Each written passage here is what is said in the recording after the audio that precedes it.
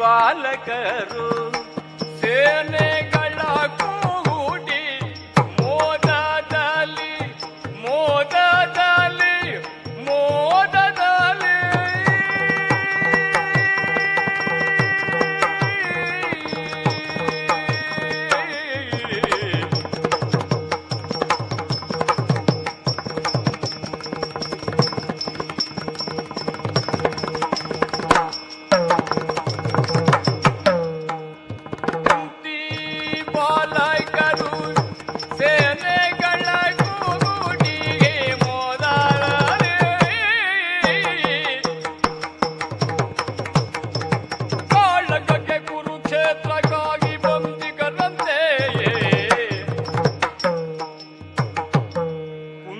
ಬಾಲಕರು ಸೇನೆಗಳ ಕೂಡಿ ಮೋದದಲ್ಲಿ ಕೂಡಿ ಮೋದದಲ್ಲಿ ಕೂಡಿ ಮೋದದಲ್ಲಿ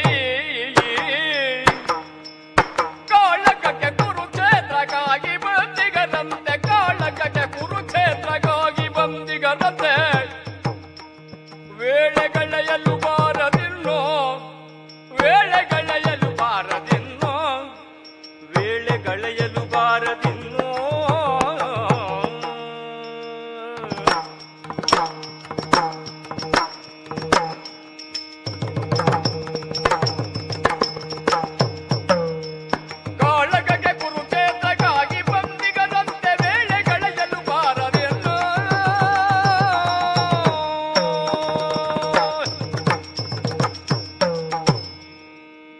ಅಚ್ಚುಮೆಚ್ಚಿನ ಅನುಜಾತ ದುಶ್ಯಾಸನ, ಆತ್ಮೀಯ ಭಾವ ಜಯದ್ರಥ, ಪ್ರೀತಿಯ ಮಾವನಾದ ಶಕುನಿ, ಆಪ್ತ ಸಖನಾದಂತಹ ಕರ್ಣ, ನೀವೆಲ್ಲರೂ ಗಮನ ಕೊಟ್ಟು ಕೇಳಬೇಕು.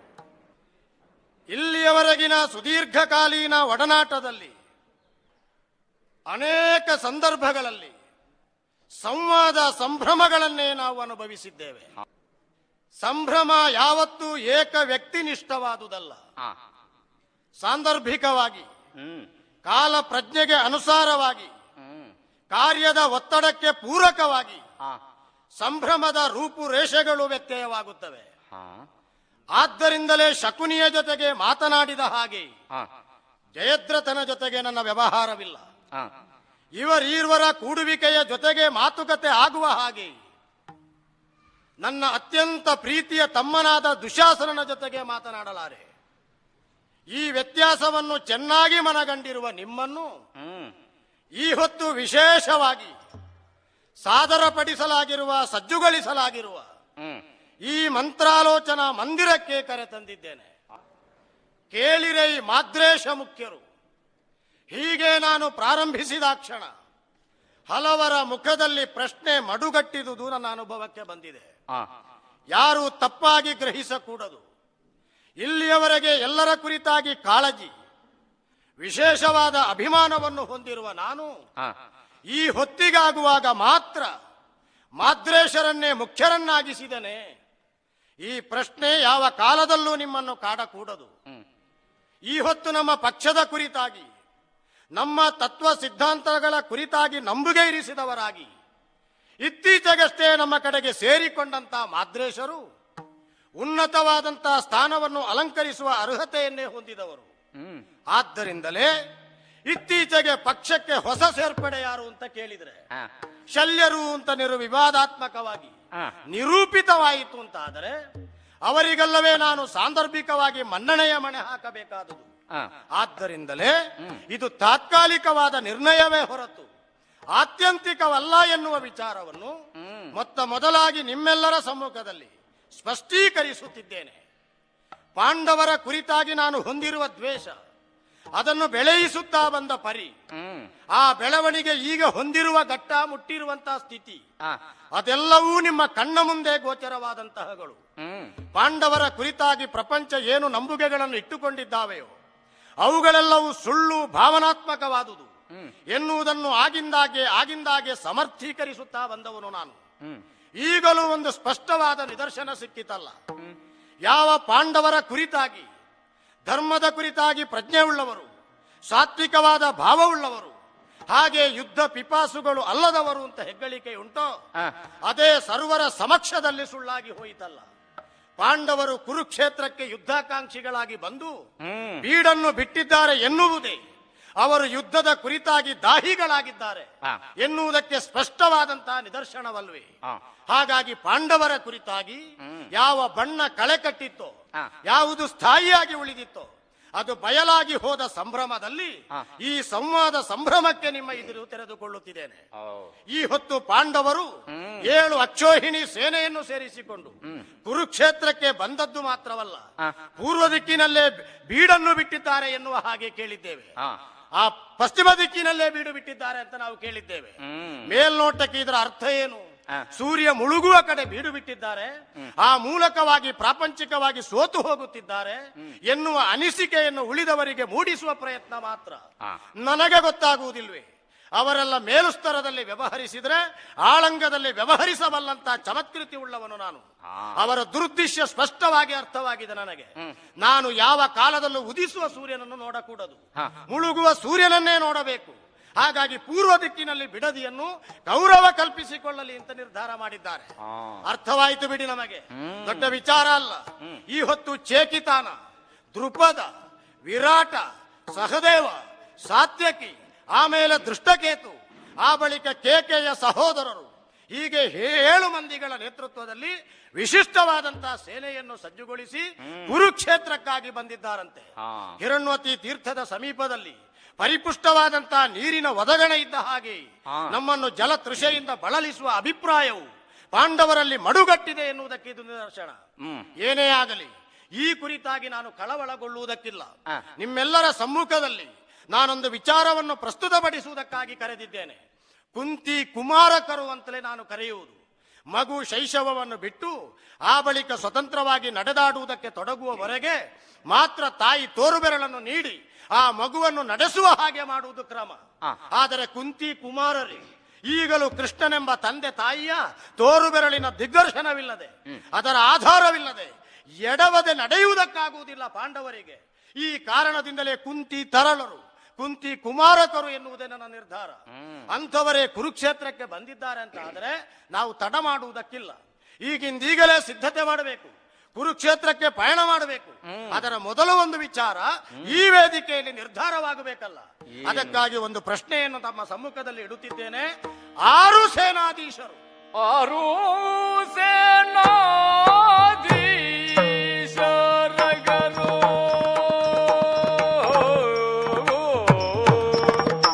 6 ಸೇನಾಧೀಶರಗರು ನಮ್ಮಯ ಬಲದಿ, 6 ಸೇನಾಧೀಶರಗರು ನಮ್ಮಯ ಬಲದಿ.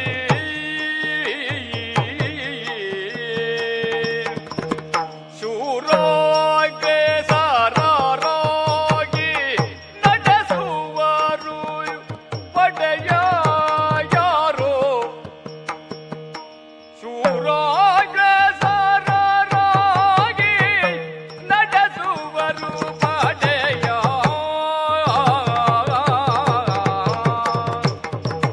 ಪಾರಮಾರ್ಥದೊಳರುಗಿ ಸೇನಾನಿ ಪಟ್ಟವನು,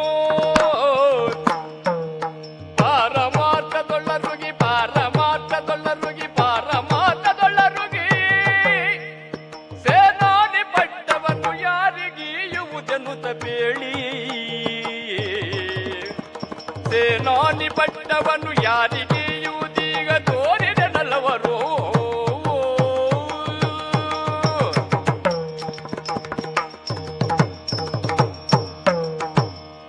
ಪಾಂಡವರ ಸಿದ್ಧತೆಯ ವಿರುದ್ಧವಾಗಿ ಯಾವ ಕಾಲದಲ್ಲೂ ಕೌರವನ ಅಂತಸತ್ವ ಕುಸಿದು ಹೋಗುವುದಕ್ಕಿಲ್ಲ ಎನ್ನುವುದನ್ನು ನಿರೂಪಿಸುವುದಕ್ಕಾಗಿ 11 ಅಕ್ಷೋಹಿಣಿ ಸೇನೆಯನ್ನು ಈ ಹೊತ್ತಿಗಾಗುವಾಗ ನೆರೆಯಿಸಿದವನಿದ್ದೇನೆ ನಾನು.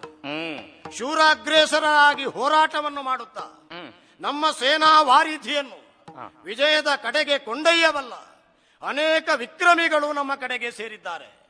ಮುಖ್ಯವಾಗಿ 11 ಅಕ್ಷೋಹಿಣಿ ಸೇನೆಗೆ ಯಾರು ನೇತೃತ್ವವನ್ನು ಶೂರಾಗ್ರೇಸರರಾಗಿ ನೀಡಬಲ್ಲರು ಎನ್ನುವುದನ್ನು ಬೆರಳೆಣಿಕೆಯ ಮೂಲಕವಾಗಿ ಹೀಗೆ ಅಂತ ಹೇಳುವ ಸಾಧ್ಯತೆಗಳು ಈ ಹೊತ್ತು ನಿಚ್ಚಳವಾಗಿ ಉಳಿದಿದೆ.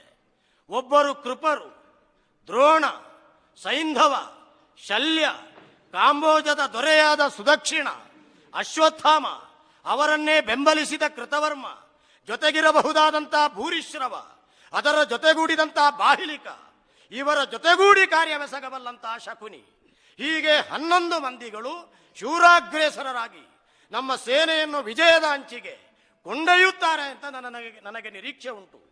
ಹಾಗೆಂದು ಈ ನಿರ್ಣಯ ಹೇಗೆ? ಕೇವಲ ಭೌತಿಕವಾಗಿ ಮಾತ್ರ ಆಯುಧಗಳ ಮೇಲಾಟ, ಮಂತ್ರಾಸ್ತ್ರಗಳ ಪ್ರಯೋಗ ನಿರೋಧ, ಆ ಮೂಲಕವಾಗಿ ಶತ್ರುಗಳ ನಾಮಾವಶೇಷ, ಇದಕ್ಕೆ ಸಂಬಂಧಿಸಿ ಅವರ ಶೌರ್ಯವನ್ನು ಪರಾಕ್ರಮವನ್ನು ನಾನು ತುಲನೆ ಮಾಡಬಹುದಾದರೂ ಪಾರಮಾರ್ಥಿಕವಾಗಿ ಇದುವೇ ಆತ್ಯಂತಿಕ ಸತ್ಯವೇನುವಲ್ಲ. ಪರಮಾರ್ಥ ಎನ್ನುವುದಕ್ಕೆ ವಿಶಾಲವೂ ಗಹನವೂ ಆದ ಮೌಲಿಕವೂ ಆದಂತಹ ಹೊರಛಾಯೆ ಉಂಟು ಎನ್ನುವುದೇ ಸತ್ಯ ಅಂತಾದರೆ ನಾನು ಆಳಕ್ಕೆ ಇಳಿಯಬೇಕಾಗಿದೆ, ಅಲ್ಲಿ ಸಮಸ್ಯೆಯನ್ನು ತಡಕಾಡಬೇಕಾಗಿದೆ. ಆ ಬಳಿಕ ಸರಳೀಕೃತವಾದ ಪರಿಹಾರ ಉಪಾಯಗಳನ್ನು ಆ ತಡಕಾಟದ ಮೂಲಕವಾಗಿ ನಾನು ಕಂಡುಕೊಳ್ಳಬೇಕಾಗಿದೆ. ಬೃಹಸ್ಪತಿ ಆಚಾರ್ಯನೇ ನಿರ್ಬಿಡೆಯಿಂದ ಸಾರಿದ್ದಾನೆ ಅವನ ನೀತಿಯಲ್ಲಿ. ವಿರೋಧಿಗಳ ಸೇನೆ 3ನೇ 1 ಅಂಶಕ್ಕಿಂತ ಕಡಿಮೆ ಇದ್ದಾಗ ಅವರನ್ನು ವಿರೋಧಿಸುವವರು ಏಕಪಕ್ಷೀಯವಾಗಿಯೂ ಸಂದೇಹಾತೀತವಾಗಿಯೂ ಯುದ್ಧವನ್ನು ಸಾರಬಹುದು ಎನ್ನುವ ಹಾಗೆ ಪಾಂಡವರ ಸೇನೆ 7 ಅಕ್ಷೋಹಿಣಿ, ನನ್ನ ಸೇನೆ 11 ಅಕ್ಷೋಹಿಣಿ. ಹಾಗಾದರೆ 4 ಅಕ್ಷೋಹಿಣಿ ನನಗಿಂತ ಕಡಿಮೆ ಉಂಟು ಅಂತಾದರೆ ಬೃಹಸ್ಪತಿಯ ನೀತಿಗೆ ಅನುಸಾರವಾಗಿ ಪಾಂಡವರ ದೌರ್ಬಲ್ಯ ಉಂಟು ಅಂತ ಅರ್ಥವಲ್ವೇ? ಹಾಗಾದರೆ ಯುದ್ಧವನ್ನು ಘೋಷಣೆ ಮಾಡುವಲ್ಲಿ ಯಾವುದೇ ಅಪರಾಧಿ ಭಾವ, ಯಾವುದೇ ಸಂದೇಹ, ಯಾವುದೇ ತಳಮಳ ಕ್ಷೋಭೆ ನನ್ನಲ್ಲಿ ಉಂಟಾಗುವುದಕ್ಕಿಲ್ಲ. ಹಾಗೆಂದು ಪಾರಮಾರ್ಥಿಕವಾಗಿ ನಮ್ಮ ಸೇನೆಗೆ ಸೇನಾಧಿಪತಿಗಳು ಯಾರು, ಈ ಕುರಿತಾಗಿ ನಿಮ್ಮ ಸಮ್ಮುಖದಲ್ಲಿ ನನ್ನ ಪ್ರಶ್ನೆ. ಇದನ್ನು ನೀವು ಪರಸ್ಪರ ಚರ್ಚಿಸಿ ಪಿಸು ಮಾತುಗಳ ಮೂಲಕ ಸಂದೇಶವನ್ನು ವಿನಿಮಯ ಮಾಡಿಕೊಂಡು ಕೊನೆಯ ಘಟ್ಟದಲ್ಲಿ ಹೇಳಿದರೂ ನಡೀತದೆ. ಅಷ್ಟು ಹೊತ್ತಿಗೆ ಕರ್ಣ ಎದ್ದುಕೊಂಡನಲ್ಲ, ಅರಸ ಬಿಡು ಬಿಡು ಚಿಂತೆಯ, ಅರ್ಜುನನನ್ನು ಗೆಲ್ಲುತ್ತೇನೆ, ಪಾಂಡವರನ್ನು ನಿಶ್ಶವಶೇಷವಾಗಿ ಅಳಿಸಿ ಹಾಕುತ್ತೇನೆ ಅಂತ ಕೂಗು ಹಾಕಿದ. ನಮ್ಮ ದ್ರೋಣರಿಗೂ ಅವನಿಗೂ ಸಂಬಂಧ ಯಾವಾಗಲೂ ಕೂಡಿ ಬರುವುದಿಲ್ಲ. ಕೆಲವೊಮ್ಮೆ ನನ್ನ ಜೀವನದ ಬಹುಭಾಗದಲ್ಲಿ ಅವರ ಜಗಳ ಬಿಡಿಸುವುದಕ್ಕೆ ಅರ್ಧ ಕಾಲವನ್ನು ನಾನು ವಿನಿಯೋಗ ಮಾಡಿದ್ದುಂಟು. ಹಾಗಾಗಿ ಈ ಕಾಲು ಭಾಗ ನನಗೆ ಅಧಿಕ ಅಂತ ಆಗ್ಲಿಕ್ಕಿಲ್ಲ. ಸ್ವಲ್ಪ ಸಮಯವನ್ನು ಅದಕ್ಕೆ ಮೊದಲಿನ ಹಾಗೆ ಕಾಯ್ದಿರಿಸಿದವನು ಈ ಜಗಳವನ್ನು ಕೂಡ ಬಿಡಿಸಿದ್ದೇನೆ. ಆದರೆ ಸಾಮಯಿಕವಾಗಿ ದ್ರೋಣರು ಕೊಟ್ಟಂತಹ ಸಲಹೆ ಅದು ನನ್ನ ಪಾಲಿಗೆ ಶಿರವುದಾರ್ಯ ಅಂತ ನಾನು ತಿಳಿದಿದ್ದೇನೆ. ಮಾತು ಮಾತು ಮತಿಸಿ, ತರ್ಕ ಸಂಘರ್ಷಿಸಿ ಹೊಸ ವಿಚಾರ ಧಾರೆಯ ನವನೀತ ಹುಟ್ಟಿದ್ರೆ ಅದು ಕಹಿಯೋ ಸಿಹಿಯೋ ಅಂತ ಮುಖ್ಯ ಅಲ್ಲ, ಅದನ್ನು ಸ್ವೀಕರಿಸಬೇಕಾದದ್ದು ನನ್ನ ಮನೋಧರ್ಮ. ಅದರ ಪ್ರಕಾರವಾಗಿ ದ್ರೋಣರು ಹೇಳಿದ ಮಾತನ್ನು ಒಪ್ಪಿದ್ದೇನೆ. ಈ ಹೊತ್ತು ಮಹಾಸೇನೆಯನ್ನು, ಪಾಂಡವ ಸೇನೆಯನ್ನು ಹರಿಯ ಚಮತ್ಕೃತಿಯ ಆವರಣದಿಂದ ಬೇರ್ಪಡಿಸಿ ಸೋಲಿಸಬಲ್ಲಂತಹ ಶಕ್ತಿ ಈ ನೆರೆದಿರುವ ಇಷ್ಟು ಮಂದಿಗಳಿಗಲ್ಲ. ಯಾರು ಇದರಿಂದ ಹೊರತಾಗಿದ್ದಾರೋ, ಸದ್ಯ ಬಿಡದಿಯಲ್ಲಿ ವಿಶ್ರಾಂತ ಸ್ಥಿತಿಯಲ್ಲಿದ್ದಾರೋ ಅಂತಹ ವಯೋವೃದ್ಧ, ಜ್ಞಾನವೃದ್ಧ, ಕುರುಕುಲದ ಆಧಾರ ಸ್ತಂಭ, ಕನಕ ತಾಳಧ್ವಜರಾದ ಇಚ್ಛಾಮರಣಿಗಳಾದಂತಹ ಭೀಷ್ಮರು ಮಾತ್ರ ನಮ್ಮ ಸೇನಾವಾರಿಧಿಯನ್ನು ಜಯದ ಕೊನೆಗೆ ಕೊಂಡೊಯ್ಯುತ್ತಾರೆ ಎನ್ನುವ ಹಾಗೆ ಹೇಳಿದ್ರಲ್ಲ. ಇಷ್ಟು ಹೇಳುವಾಗ ಸರಿದು ಹೋದನಲ್ಲ. ಸರಿಯನುತ ಕೌರವನು ಪೊರಟುಳಿಸಿ ಕಾಲದಲ್ಲಿ, ಸರಿಯನುತ ಕೌರವನು ಪೊರಟುಳಿಸಿ ಕಾಲದಲ್ಲಿ, ಪೊರಟುಳಿಸಿ ಕಾಲದಲ್ಲಿ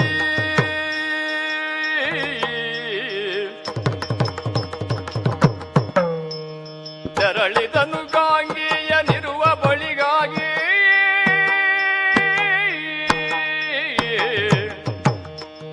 ಸರಿಯನುತ ಕೌರವನು ಪೊರಟುಳಿಸಿ ಕಾಲದಲ್ಲಿ ತೆರಳಿದನು ಗಾಂಗೇಯನಿರುವ ಬಳಿಗಾಗಿ.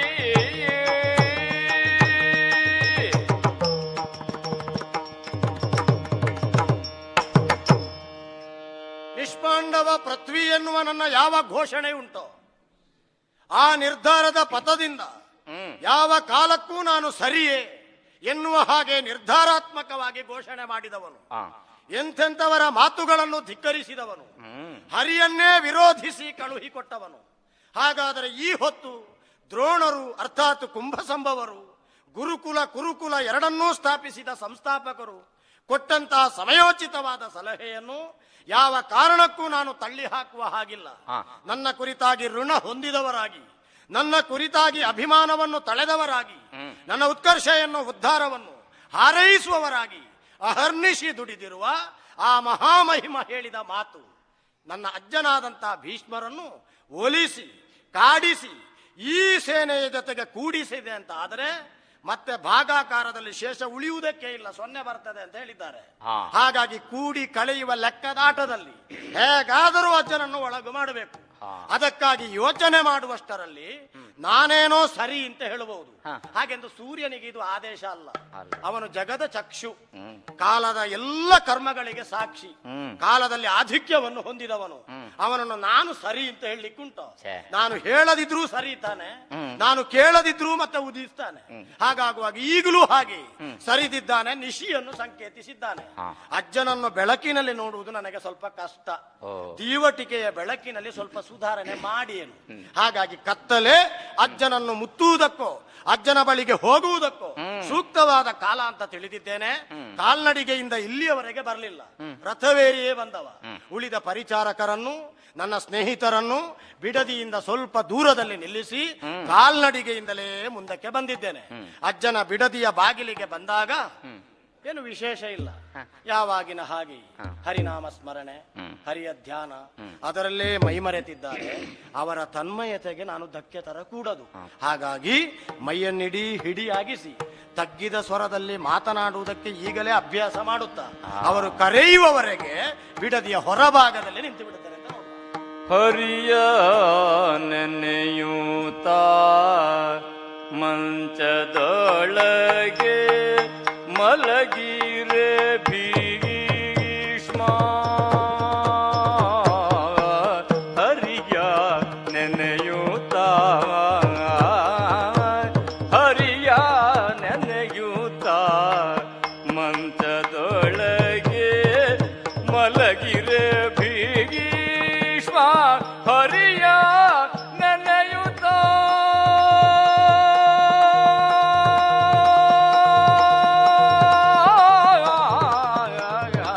ಮಂಚದೊಳಗೆ ಮಲಗಿರೆ ಭೀಷ್ಮ, ಎರಗಿದನು ಗುರುರಾಯ ವ್ಯಕ್ತಿಗಿ ಮುತ್ತೆ ಸೋತ.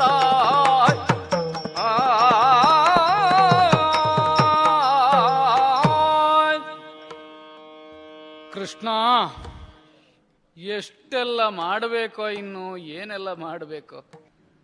ಒಂದಲ್ಲ ಎರಡಲ್ಲ 10 ಹಲವು ಪಾತ್ರಗಳು ನನ್ನ ಹೆಗಲಿಗೆ.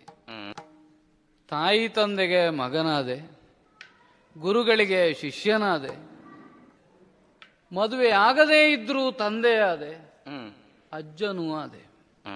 ಆದರೆ ಆಗಬೇಕಾದದ್ದೊಂದಾಗಲಿಕ್ಕಾಗಲಿಲ್ಲ. ಏನು? ಆಸೆ ಇತ್ತು ನನಗೆ.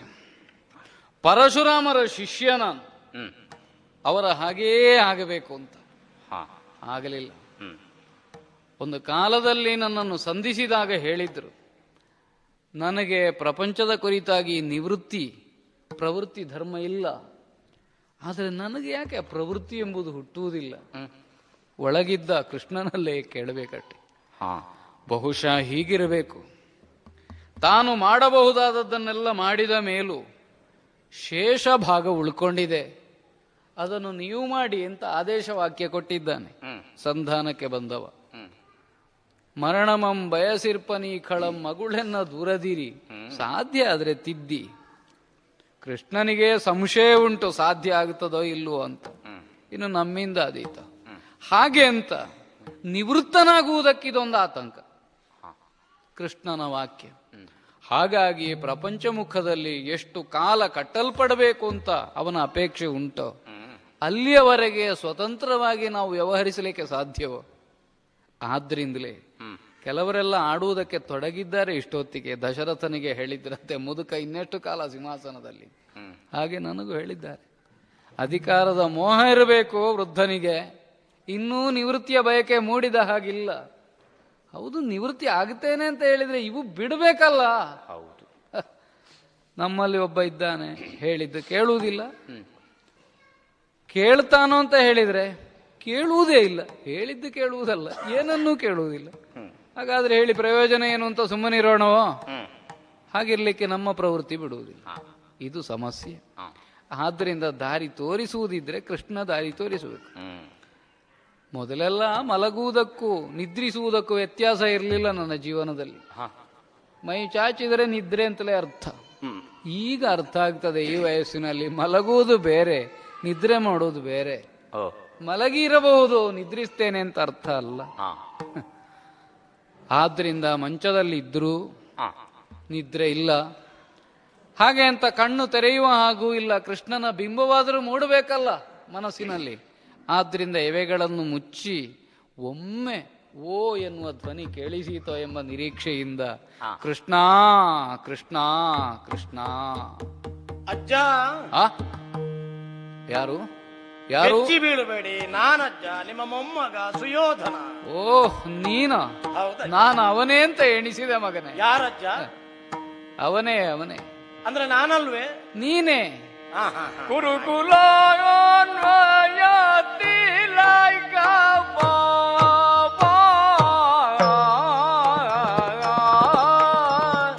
ಬಾರಪ್ಪ.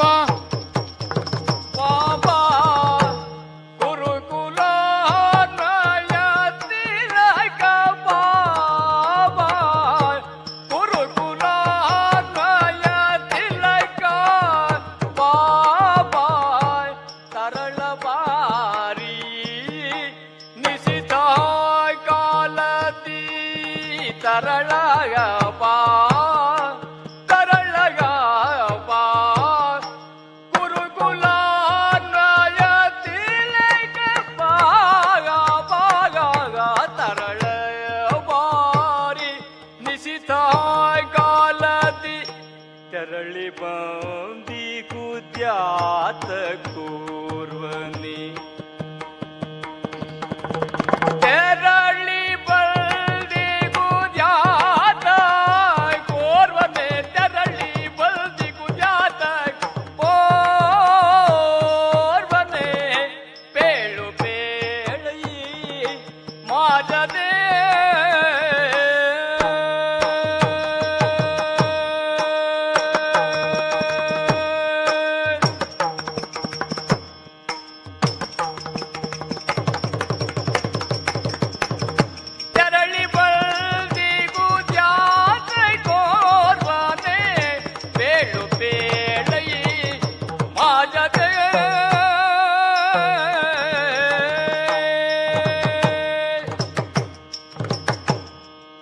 ಸುಯೋಧನ. ಮುತ್ತಯ್ಯ, ಅವನೇ ಅಂತ ಎಣಿಸಿದ್ದೆ. ಯಾರಜ್ಜ? ಏನು ಮಾಡೋಣ ಮಗು, ಯಾಕಜ್ಜ? ಜೀವನದಲ್ಲಿ ಪಾತ್ರಾಂತರ ಆಗ್ತಲೇ ಇರ್ತದೆ. ಆ ಅಂತರವೇ ಒಂದು ಪಾತ್ರವಾಗಿ ನಮ್ಮನ್ನು ಬೆಳೆಸುವುದು ಅಂತ ನೀವು ಆಗಾಗ ಕಿವಿ ಮಾತು ಹೇಳುತ್ತಿದ್ದವರಲ್ಲ. ಅದೆಲ್ಲ ಹೇಳಿದ್ದ ಹೌದು. ಪುರುಷಾಯತ್ತವಾದ್ದನ್ನೇ ನಂಬಿದ ನಿನಗೆ ಅಂತರವೂ ಒಂದು ಪಾತ್ರವಾಗುತ್ತದೆ ಅಂತ ಬೋಧೆಯಾದದ್ದು ಪಥ್ಯವಾಗಬೇಕಲ್ಲ, ಹೇಳು. ಹಲವು ಸದ್ಗುಣಗಳಿಗೆ ನಿಧಿಯಾದ ನಿಮ್ಮ ಒಂದು ಗುಣಗಳಲ್ಲಿ ಪುರುಷಾಯತ ಪ್ರಯತ್ನವೂ ಸೇರಿದುದರಿಂದ ಅದರ ಒಂದು ಭಾಗವಾಗಿ ತುಣುಕಾಗಿ ಸುಯೋಧನ ಬೆಳೆದ್ರೆ ಅದು ನಿಮಗೆ ಅಭಿಮಾನ ಅಲ್ವೇ ಅಜ್ಜ? ಅದು ಒಂದೇ ಆದರೆ ಮಾತ್ರ ಅಭಿಮಾನ ಅಲ್ಲ ಮಗು. ಅದು ಹಾಗೇ ಅಲ್ವೋ? ಮಳೆಗಾಲ ಪ್ರಾರಂಭವಾದ ಮೇಲೆ ಒಂದೇ ಅದು ಮುಗಿಯುವವರೆಗೆ, ಬೇಸಿಗೆಯ ಬಿರು ಬಿಸಿಲು ಪ್ರಾರಂಭ ಆದ್ರೆ ಅದು ಒಂದೇ ಅಲ್ವೋ ಮುಗಿಯುವವರೆಗೆ.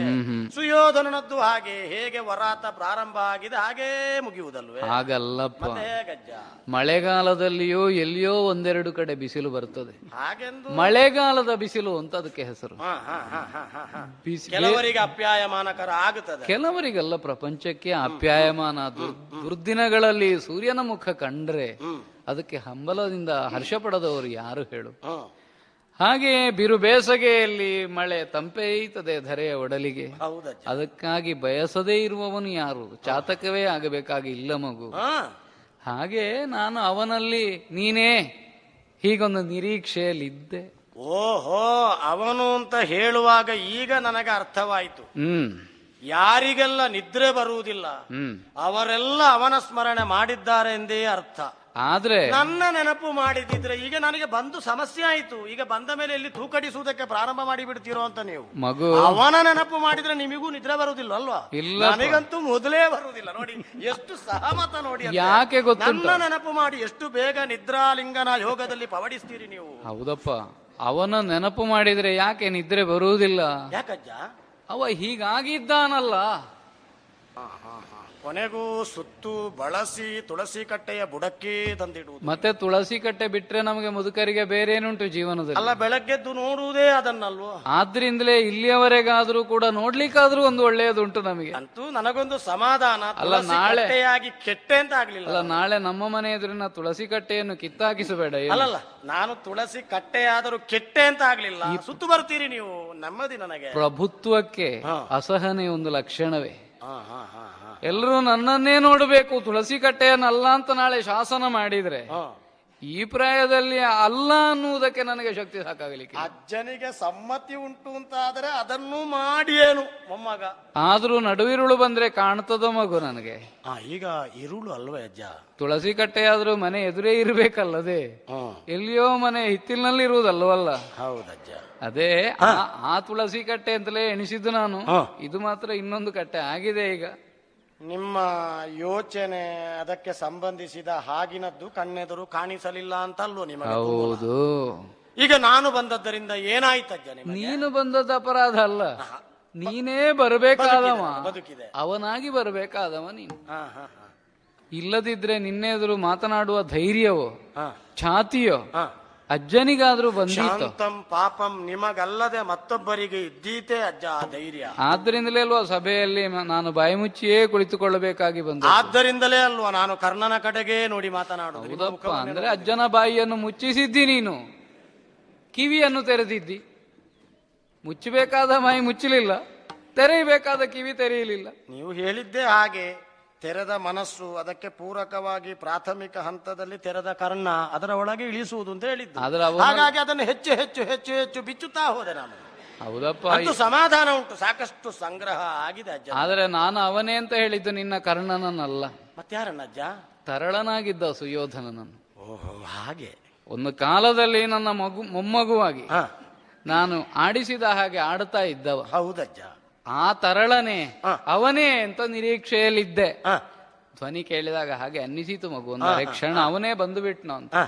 ಆದ್ರೆ ಏನು ಮಾಡೋಣ, ಚತುರ ರಾಜಕಾರಣಿಯಾಗಿ ಸಮಗ್ರ ಭೂಮಿಗೆ ಅಧೀಶನಾಗುವ ಹಂಬಲವುಳ್ಳವನಾಗಿ, ಅಭಿಷಿಕ್ತನಲ್ಲದೇ ಇದ್ರೂ ಪ್ರಭುತ್ವದಿಂದಲೇ ಎಲ್ಲರನ್ನೂ ನಿಯಂತ್ರಿಸುವವನಾಗಿ ಇವತ್ತು ಅಜ್ಜನಿಗೂ ಆದೇಶ ಕೊಡುವ ಸ್ಥಾನಕ್ಕೆ ಏರಿದ್ದಿ. ತಣ್ಣೀರು ತುಂಬಿಸಿದ್ರು, ಬಿಸಿ ನೀರು ತುಂಬಿಸಿದ್ರು, ಹಸ್ತಿನೆಯಲ್ಲಿ ಅಜ್ಜ ಸಿದ್ಧಪಡಿಸಿದ ಪಾತ್ರೆಯಲ್ಲೇ ಅಲ್ವಜ್ಜ.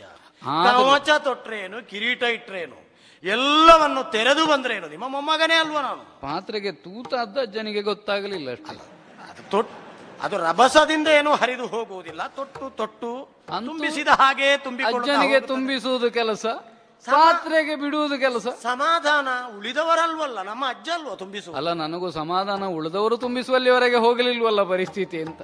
ಆ ಮಟ್ಟಿಗೆ ಸಮಾಧಾನವೇ ಇಬ್ಬರಿಗೂ. ಅರೆ ಏನು ಮಾಡೋಣ, ಅಜ್ಜ ಎಷ್ಟು ಕಾಲ ಇರ್ತಾರೋ ಯಾರಿಗೊತ್ತು ಮಗು. ಇರಬೇಕಾದವರು ನೀವಲ್ಲ ಅಜ್ಜ, ಹೇಳ್ಬಾರ್ದು ನೀವು. ಹೋಗ್ಲಿ, ದೊಡ್ಡದಲ್ಲ. ನಮ್ಮ ವಂಶಕ್ಕೆ ತಿಲಕಪ್ರಾಯನಾಗಿ ನಾಳೆ ವಿರಾಜಿಸುವುದಕ್ಕಿದ್ದೇನೋ ನಿರೀಕ್ಷೆಯನ್ನು ಹುಟ್ಟಿಸಿದ ತರಳ. ಬಾ, ಈ ಹೊತ್ತಾದರೂ ನನ್ನ ಸಮೀಪಗತನಾಗು. ಹಗಲೆಲ್ಲ ನಿನ್ನನ್ನು ಮುಟ್ಟುವುದಕ್ಕೋ ಮಾತನಾಡಿಸುವುದಕ್ಕೋ ವ್ಯವಧಾನ ಸಿಗದೆ ಹೋಗ್ತದೆ. ರಾಜಕಾರಣ ಒಟ್ಟು ಬಿಸಿ ತಾಪ ಅಲ್ಲಪ್ಪ.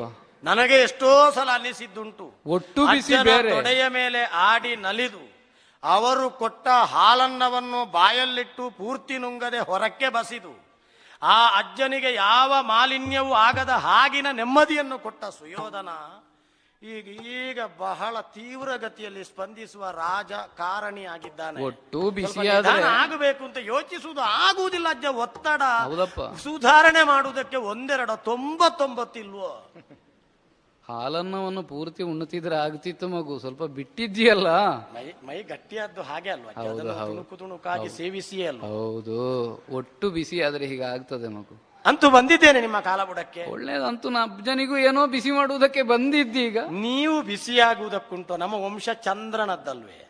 ಆದ್ರೂ ಬರುವುದಲ್ಲಿಂದಲೇ ಅಲ್ವಾ? ಮಗು ಅಜ್ಜ, ಬಂದಿದ್ದೇನೆ. ನಿಮ್ಮ ನೊಸಲಿಗೆ ನನ್ನ ತಲೆಯನ್ನು ಚಾಚಿದ್ದೇನೆ. ನಿಮ್ಮ ಕಾಲ ಬುಡದಲ್ಲಿ ಕುಸಿದಿದ್ದೇನೆ. ಅದೆಲ್ಲ ಬೇಡ, ನೀನು ಕುಸಿಯುವುದು ಬೇಡ. ಹತ್ತಿರ ಬಾ, ಈ ಮಂಚದಲ್ಲಿಯೇ ನಿನಗೂ ಸ್ಥಳ ಉಂಟು. ಅಬ್ಬ, ಕುಳ್ಳಿರು. ನೀವೊಮ್ಮೆ ನಿಡಿದಾದ ತೋಳುಗಳಿಂದ ಅಪ್ಪಿದಾಗ, ನನ್ನ ನೆತ್ತಿಯನ್ನು ಆಘ್ರಾಣಿಸಿದಾಗ ನನ್ನನ್ನೇ ಮರೆತು ಹೋದೆ ಅಜ್ಜ. ಈ ವಯಸ್ಸಿನಲ್ಲಿ ಪೂರ್ಣ ಆವರಿಸುವಷ್ಟು ನನ್ನ ಬಾಹು ವಿಸ್ತಾರ ಇಲ್ಲವೋ, ನಿನ್ನ ದೇಹದ ಗಾತ್ರ ದೊಡ್ಡದೋ ಗೊತ್ತಿಲ್ಲ, ಅದು ಪೂರ್ತಿ ಮುಚ್ಚುವುದಿಲ್ಲ. ಅಜ್ಜ, ದೇಹಕ್ಕೆ ಶಿರಸ್ಸೇ ಪ್ರಧಾನ ಅಲ್ವೋ?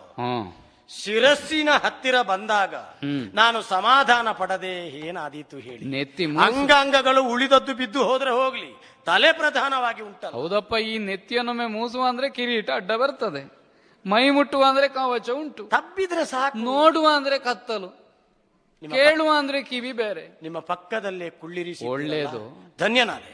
ಮುಖ ನೋಡಿದ್ರೆ ಯಾವತ್ತಿನ ಹಾಗಿಲ್ಲ. ಹ, ರಾಜ್ಯಸಭೆಯಲ್ಲಿದ್ದ ವರ್ಚಸ್ಸೇನು, ಹ, ಆ ಕ್ರಮ ಏನು, ಟಿವಿ ಏನು, ಹಾಗೆ ಅಂತ ಅಜ್ಜನಲ್ಲಿಗೆ ಬರುವಾಗಿನ ವಿನಯ ಹೂವಲ್ಲ ಇದು. ಹ. ಏನೋ ಬೇರೆ ಉಂಟು ಮಗು ನಿನ್ನ ಮುಖದಲ್ಲಿ.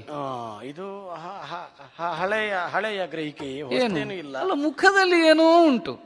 ಏನು ಕಾಣಿಸ್ತದೆ ನಿಮಗೆ? ವ್ಯಥೆ ಕಾಣ್ತದೆ, ಹ, ಹ, ಹ. ಯಾವತ್ತಿನ ಹಾಗಿಲ್ಲ. ಅಲ್ಲ, ಇದು ಹಳತೆಯೋ ಅಲ್ಲ ಹೊಸ ವ್ಯಥೆ ಏನಾದ್ರೂ ಬಂದಿದ? ಹಾಗಾದ್ರೆ ನಿಮ್ಮಲ್ಲಿ ಹೇಳಿಯೇ ಬಿಟ್ಲು. ಹೇಳಬೇಕು ಅಂತ ಬಂದವನಾದ್ರೆ ತಡ ಮಾಡುವುದು ಯಾಕಪ್ಪ? ಅಜ್ಜ, ಏನು ಮಗು? ಎಲ್ಲಿಂದಲೂ ಪ್ರಾರಂಭ ಮಾಡುವುದಿಲ್ಲ, ಬಹಳ ಕೊನೆಗೂ ಮುಟ್ಟುವುದಿಲ್ಲ. ಹದವಾದ ಮಧ್ಯದಿಂದ ಪ್ರಾರಂಭ ಮಾಡ್ತೇನೆ. ಆ ಮಧ್ಯವೇ ನನ್ನನ್ನು ಕೊನೆಗಾಣಿಸುತ್ತದೆ, ಮುಟ್ಟಿಸುತ್ತದೆ ಎನ್ನುವುದೇ.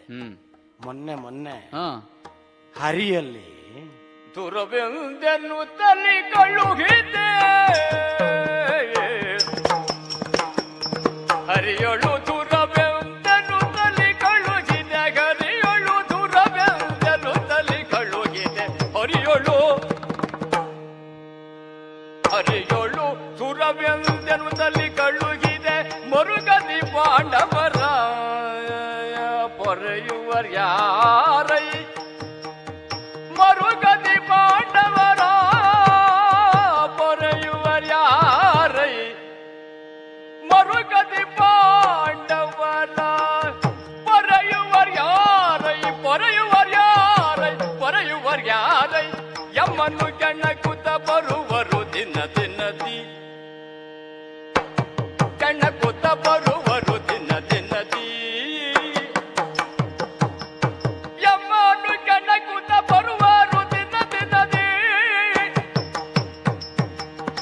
ಪೊರೆಯುವರ್ಯಾರೈ, ಯಮ್ಮನ್ನು ಕೆಣಕುತ್ತ ಬರುವರು ದಿನ ದಿನದಿ, ಪೊರೆಯುವರ್ಯಾರೈ, ಯಮ್ಮನ್ನು ಕೆಣಕುತ್ತ ಬರುವರು ದಿನ ದಿನದಿ, ಪೊರೆಯುವರ್ಯಾರೈ, ಯಮ್ಮನ್ನು ಕೆಣಕುತ್ತ ಬರುವರು ದಿನ ದಿನದಿ.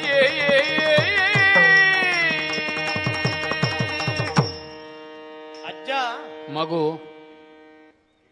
ವರ್ಷಕ್ಕೊಮ್ಮೆ ಬರುವ ಹಬ್ಬ ಹರಿದಿನಗಳಲ್ಲಿ ಹೊಸ ಬಟ್ಟೆಯನ್ನು ನಾವು ಧರಿಸುತ್ತೇವೆ. ಪರಸ್ಪರ ಪ್ರೀತಿಯನ್ನು, ಸ್ನೇಹವನ್ನು ವಿನಿಮಯ ಮಾಡಿಕೊಳ್ಳುವುದಕ್ಕೆ.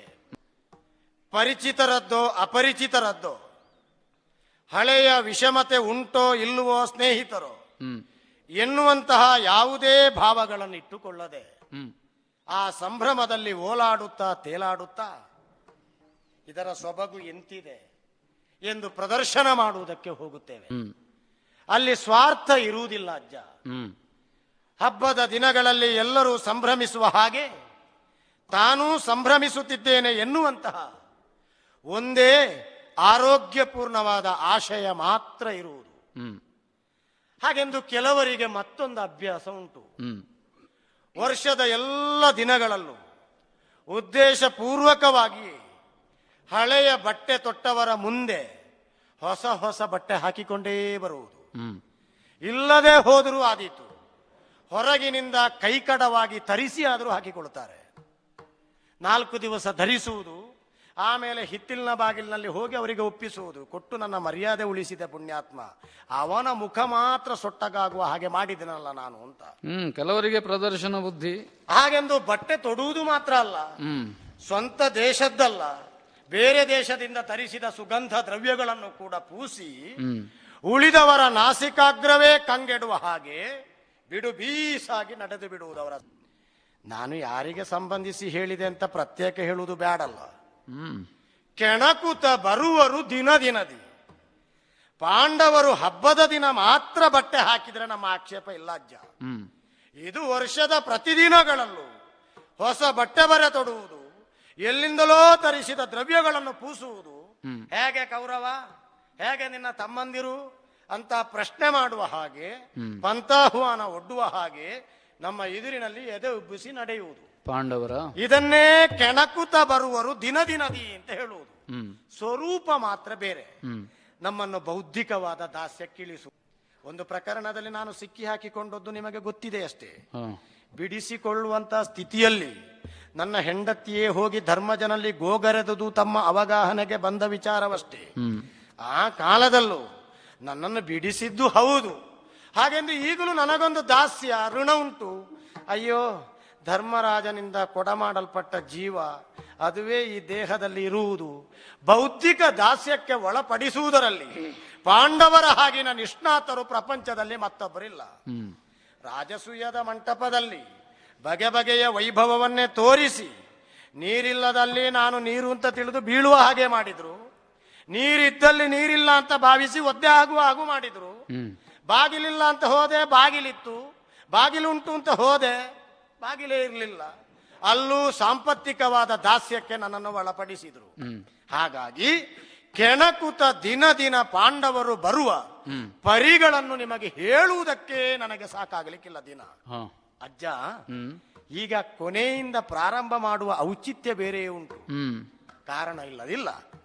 ಮೊನ್ನೆ ಸಂಧಾನದ ನೆವನದಿಂದ ನಮ್ಮ ಸಭೆಗೆ ಪ್ರವೇಶ ಮಾಡಿದ ಕೃಷ್ಣನನ್ನು ಸಂಧಾನಕ್ಕೆ ಬದಲಾಗಿ ರಣವೀಳ್ಯವನ್ನೇ ಕೊಟ್ಟು ನಾನು ಸತ್ಕರಿಸಿದ್ದೇನೆ.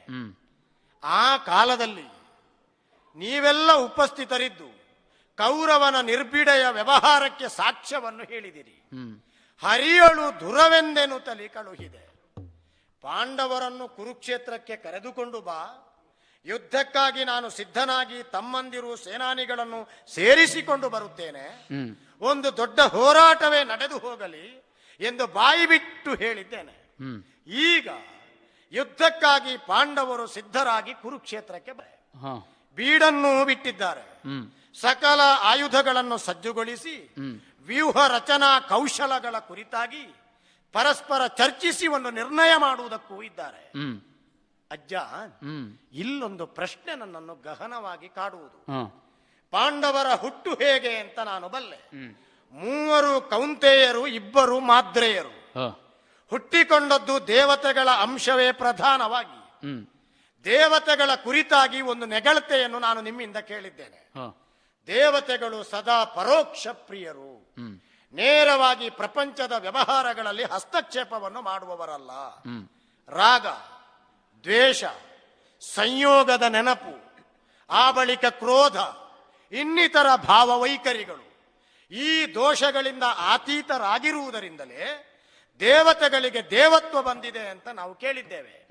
ಇಂತಹ ದೋಷ ರಾಹಿತ್ಯತೆ ಅವರಿಗೆ ಉಂಟು ಅಂತಾದರೆ ನಾಳೆ ಪ್ರಪಂಚಕ್ಕೆ ಅವರು ಬಂದಾರೋ, ಒಂದು ಕಾಲದಲ್ಲಿ ಕುಂತಿ ಮಾದ್ರಿ ಒಪ್ಪಿಸಲ್ಪಟ್ಟಿದ್ದಾರೆ ಎನ್ನುವ ಸಂಯೋಗದ ನೆನಪಿನಿಂದ ಸಹಕಾರವನ್ನು ಕೊಟ್ಟಾರೋ, ಪಕ್ಷ ಪ್ರತಿಪಕ್ಷಗಳನ್ನು ಆಧರಿಸಿ ನಿಂತಾರೋ, ಪ್ರತ್ಯುಪಕಾರವನ್ನು ಮಾಡುವ ಧೋರಣೆಯನ್ನು ಪ್ರಕಟೀಕರಿಸಿಯಾರೋ.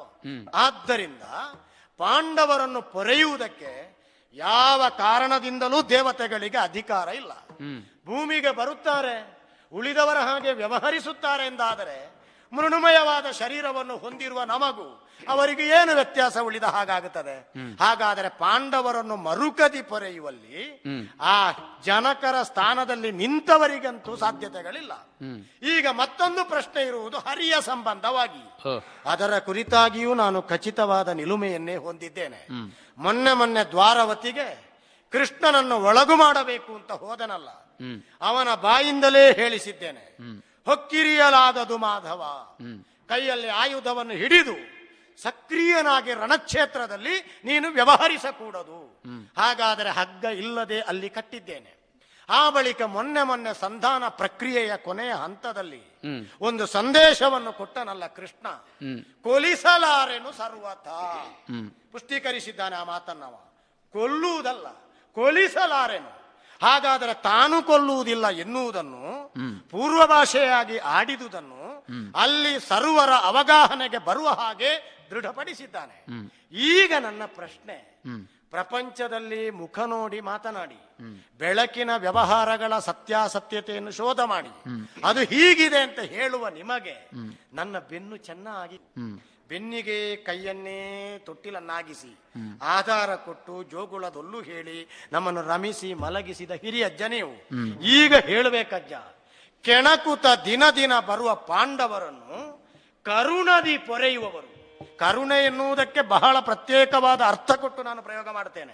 ಸ್ನೇಹದಿಂದ ಪೊರೆಯುವುದು ಬೇರೆ, ಯಾವುದೋ ಕಾಲದಲ್ಲಿ ಮಾಡಿದ ಉಪಕಾರವನ್ನು ನೆನಪಿಸಿ ಪೊರೆಯುವುದು ಬೇರೆ, ತನ್ನವರು ಎನ್ನುವಂತಹ ವಿಶೇಷವಾದ ವಾತ್ಸಲ್ಯದಿಂದ ಪೊರೆಯುವುದು ಬೇರೆ. ಆದರೆ ಕರುಣೆಯಿಂದ ಪೊರೆಯಬೇಕು ಅಂತಾದರೆ ಎಂತಹ ಸ್ಥಿತಿ ಇವರದ್ದು, ಇವರನ್ನು ನಾನು ಎತ್ತಬೇಕಲ್ಲ ಎನ್ನುವ ಹಾಗೆ ಅನುಕಂಪೆಯ ಸ್ಥಿತಿಯಲ್ಲಿ ವ್ಯವಹರಿಸುವುದೇ ಕರುಣೆ. ಪಾಂಡವರನ್ನು ಕರುಣೆಯಲ್ಲಿ ಪೊರೆಯಬೇಕಾದ ಅನಿವಾರ್ಯ ಇಲ್ಲ ಅಂತ ಎಲ್ಲರೂ ಹೇಳ್ತಾ ಬಂದಿದ್ದಾರೆ. ಈಗ ಪಾಂಡವರನ್ನು ಯುದ್ಧ ಕ್ಷೇತ್ರದಲ್ಲಿ ಕರುಣೆಯಿಂದ ಕಾಯಬಲ್ಲವರು ಯಾರಿದ್ದಾರಜ್ಜ? ಯಾರೂ ಇಲ್ವೋ? ಯಾರು ಇಲ್ಲದೆ ಇರುವಂತ ಸಮಸ್ಯೆ ಬಂದದ್ದರಿಂದ ಅಲ್ವಾ ಪ್ರಶ್ನೆ ಮಾಡಿದ್ದು ನಾನು. ಅದೇ ನಿನ್ನ ಬೆನ್ನು ನಿನಗೆ ಕಾಣುವುದಿಲ್ಲ, ನೀವು ನೋಡ್ತೀರಲ್ಲ ಮುಖವಾಗಿ. ನಾನು ನೋಡದೇ ಇದ್ರು ಎಲ್ಲರ ಬೆನ್ನನ್ನು ನೋಡುವ ಒಬ್ಬ ಇದ್ದಾನೆ. ಯಾರಜ್ಜ ಅದು? ಆದಿನಾರಾಯಣ ದುಷ್ಟ ಶಿಕ್ಷಣಕ್ಕಾಗಿ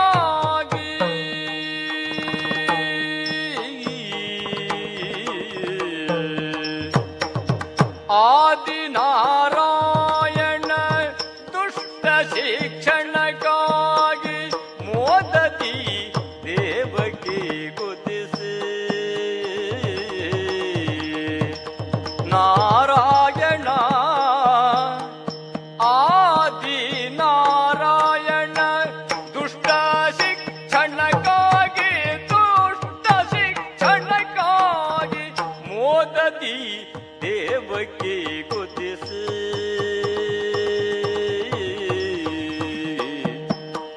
ಮೋದತಿ ದೇವಕಿ ಗುದಿಸಿ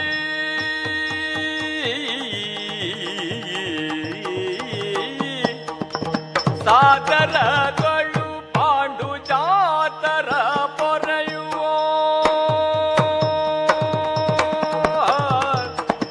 ಸಾದರಗಳು ಪಾಂಡು ಜಾತರ ಪೊರೆಯುವ ಜಾತರ ಪೊರೆಯುವ ಛೇದಿಸಿಗನು ಕೌಸಾದಿಗಳ ಆದಿನಾರಾಯಣ ದುಷ್ಟ ಶಿಕ್ಷಣಗಾಗಿ ಮೋದತಿ ದೇವಕಿ ಗುದಿಸಿ ಛೇದಿಸಿಗನು ಕೌಸಾದಿಗಳ ದುಷ್ಟ ಶಿಕ್ಷಣಕ್ಕಾಗಿ ಛೇದಿಸಿಗನು ಕೌಸಾದಿಗಳ ಅವ ಪಾಂಡು ಜಾತರ ಪೊರೆಯುವ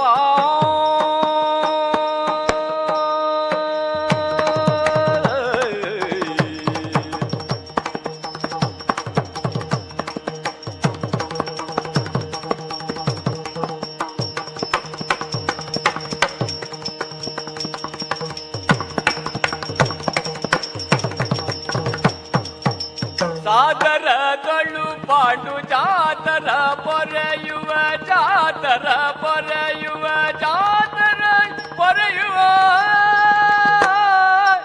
ಚೇತಿಸಿ ಕನು ಕೌಸಾರಿಗಳ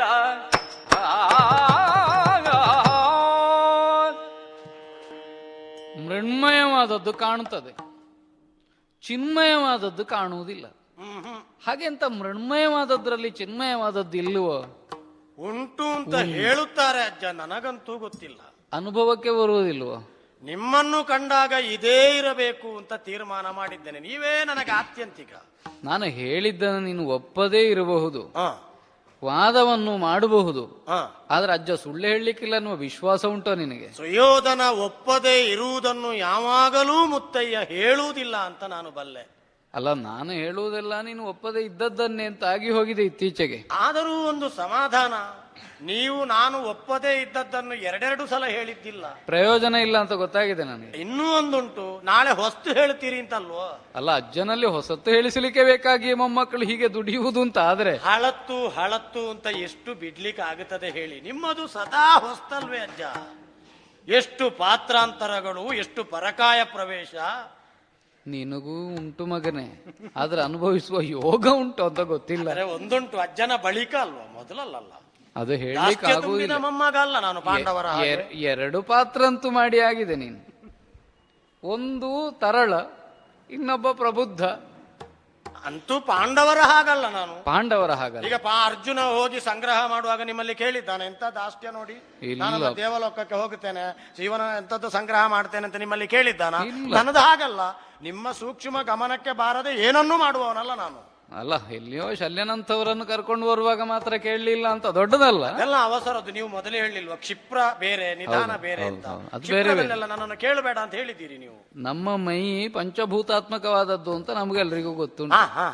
ಅದರಲ್ಲಿ ಚೈತನ್ಯ ಎಲ್ಲಿ ಉಂಟು? ಆದ್ರೆ ಉಂಟು. ಮಧು ಸಿಹಿಯಾಗಿದೆ, ಅದನ್ನು ತೋರಿಸುವುದು ಹೇಗೆ? ನಾಲಿಗೆಯಿಂದಲೇ ಅನುಭವಿಸುವ, ಆಸ್ವಾದಿಸಿ ಜಿಹ್ವೆಯ ತುದಿಗೆ ತಗುಲಿಸಿ ಅನುಭವದಿಂದಲೇ ಹೇಳಬೇಕು. ಅಲ್ಲ, ಹೇಳಿದ್ದಕ್ಕೆ ವಿವರಣೆ ಬೇಕಾದಷ್ಟು ನೀನು ಕೊಡ್ತೀನಿ, ನನಗೆ ಆ ಮಟ್ಟಿಗೆ ಶ್ರಮ ಇಲ್ಲ. ಯಾಕೆಂದ್ರೆ ನೀವು ಕಲಿಸಿದುದೇ ಅಲ್ವೇ ಅಜ್ಜ? ಹೌದಪ್ಪ, ನಿನಗೆ ಬೇಕಾದಷ್ಟನ್ನು ಹೆಕ್ಕಿಕೊಂಡಿದ್ದೀನಿ ನೀನು ನಾನು ಕಲಿಸಿದ್ರಲ್ಲಿ. ನಾನು ಆಯ್ದದ್ದನ್ನಲ್ಲದೆ ಬೇರೆ ಹೇಳುವ ಕ್ರಮ ಇಲ್ಲ. ಅದನ್ನಾದ್ರೂ ಹೇಳುವಲ್ಲಿ ಪೂರಕವಾಗಿ ಆದ್ರೂ ಹೇಳು ಪುಣ್ಯಾತ್ಮ, ನಾಳೆ ಒಳ್ಳೇದಾಗ್ತದೆ. ಅಂದ್ರೆ ನಿಮಗೆ ವಿರೋಧ ಆಯ್ತು ಅಂತ ಹೇಳುದು ಯಾರಿದ್ದಾರೆ? ನಾನು ಹೇಳುವುದಕ್ಕಲ್ಲ, ತಾತ್ವಿಕವಾದ ವಿರೋಧ ಅದು. ನಾನು ಹೇಳುವುದನ್ನೇ ವಿರೋಧಿಸಬೇಕು ಅಂತಲ್ಲ, ನಾನು ಹೇಳುವ ತತ್ವಕ್ಕೆ ನಿನ್ನದು ವಿರೋಧ.